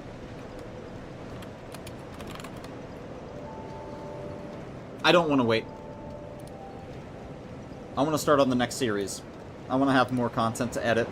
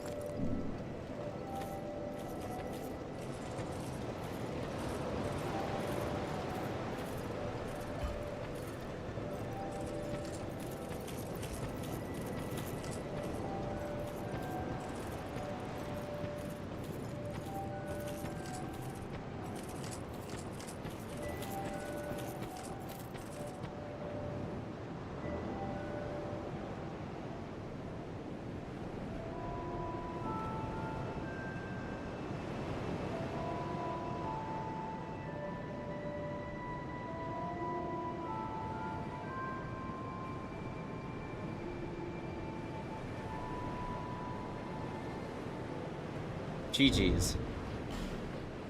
Well, I'm gonna end stream there. Once again, really appreciate you guys hanging out, being here. Chilling, lurking, chatting. But, I'm probably not gonna be streaming, for maybe not until, like, Friday or so.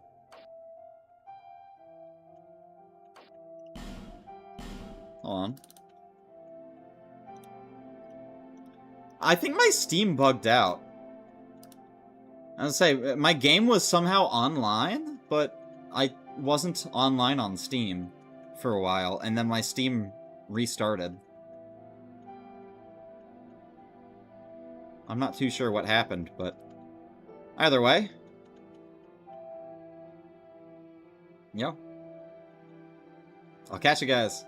Probably, Friday or sometime over the weekend. We'll see. Maybe if I, get invited for some RuneScape stuff, we will do some RuneScaping, and I will likely be streaming some RuneScape.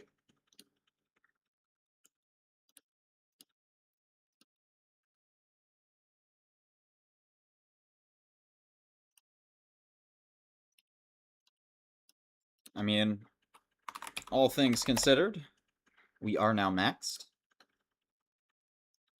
I didn't get a recording for that. I mean, I got a recording, but I didn't, put it in the video. I can always do a separate recording right now. Yo, what up, everybody? Just as a quick update, we are now maxed on RuneScape again. So we will be able to do some PVM, you know, raids, whatever. So if anyone is interested, you can always join Otterfeeder as a friends chat. And if you see me in game, hit me up and I will be more than happy to either teach raids or do raids with you or whatever. And then it goes into the intro and then, yep, okay, we're chilling. That's all I needed.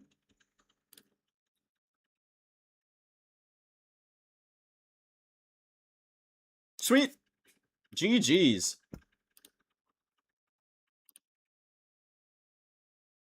Have a good night, everybody. Happy Easter. I just realized I've had YouTube open for the live stream the entire time, and I wasn't even in the YouTube chat. Yo. Hold up. Thank you, Jay. I really appreciate you being here. My bad, dude. But, hell yeah. Let's get it.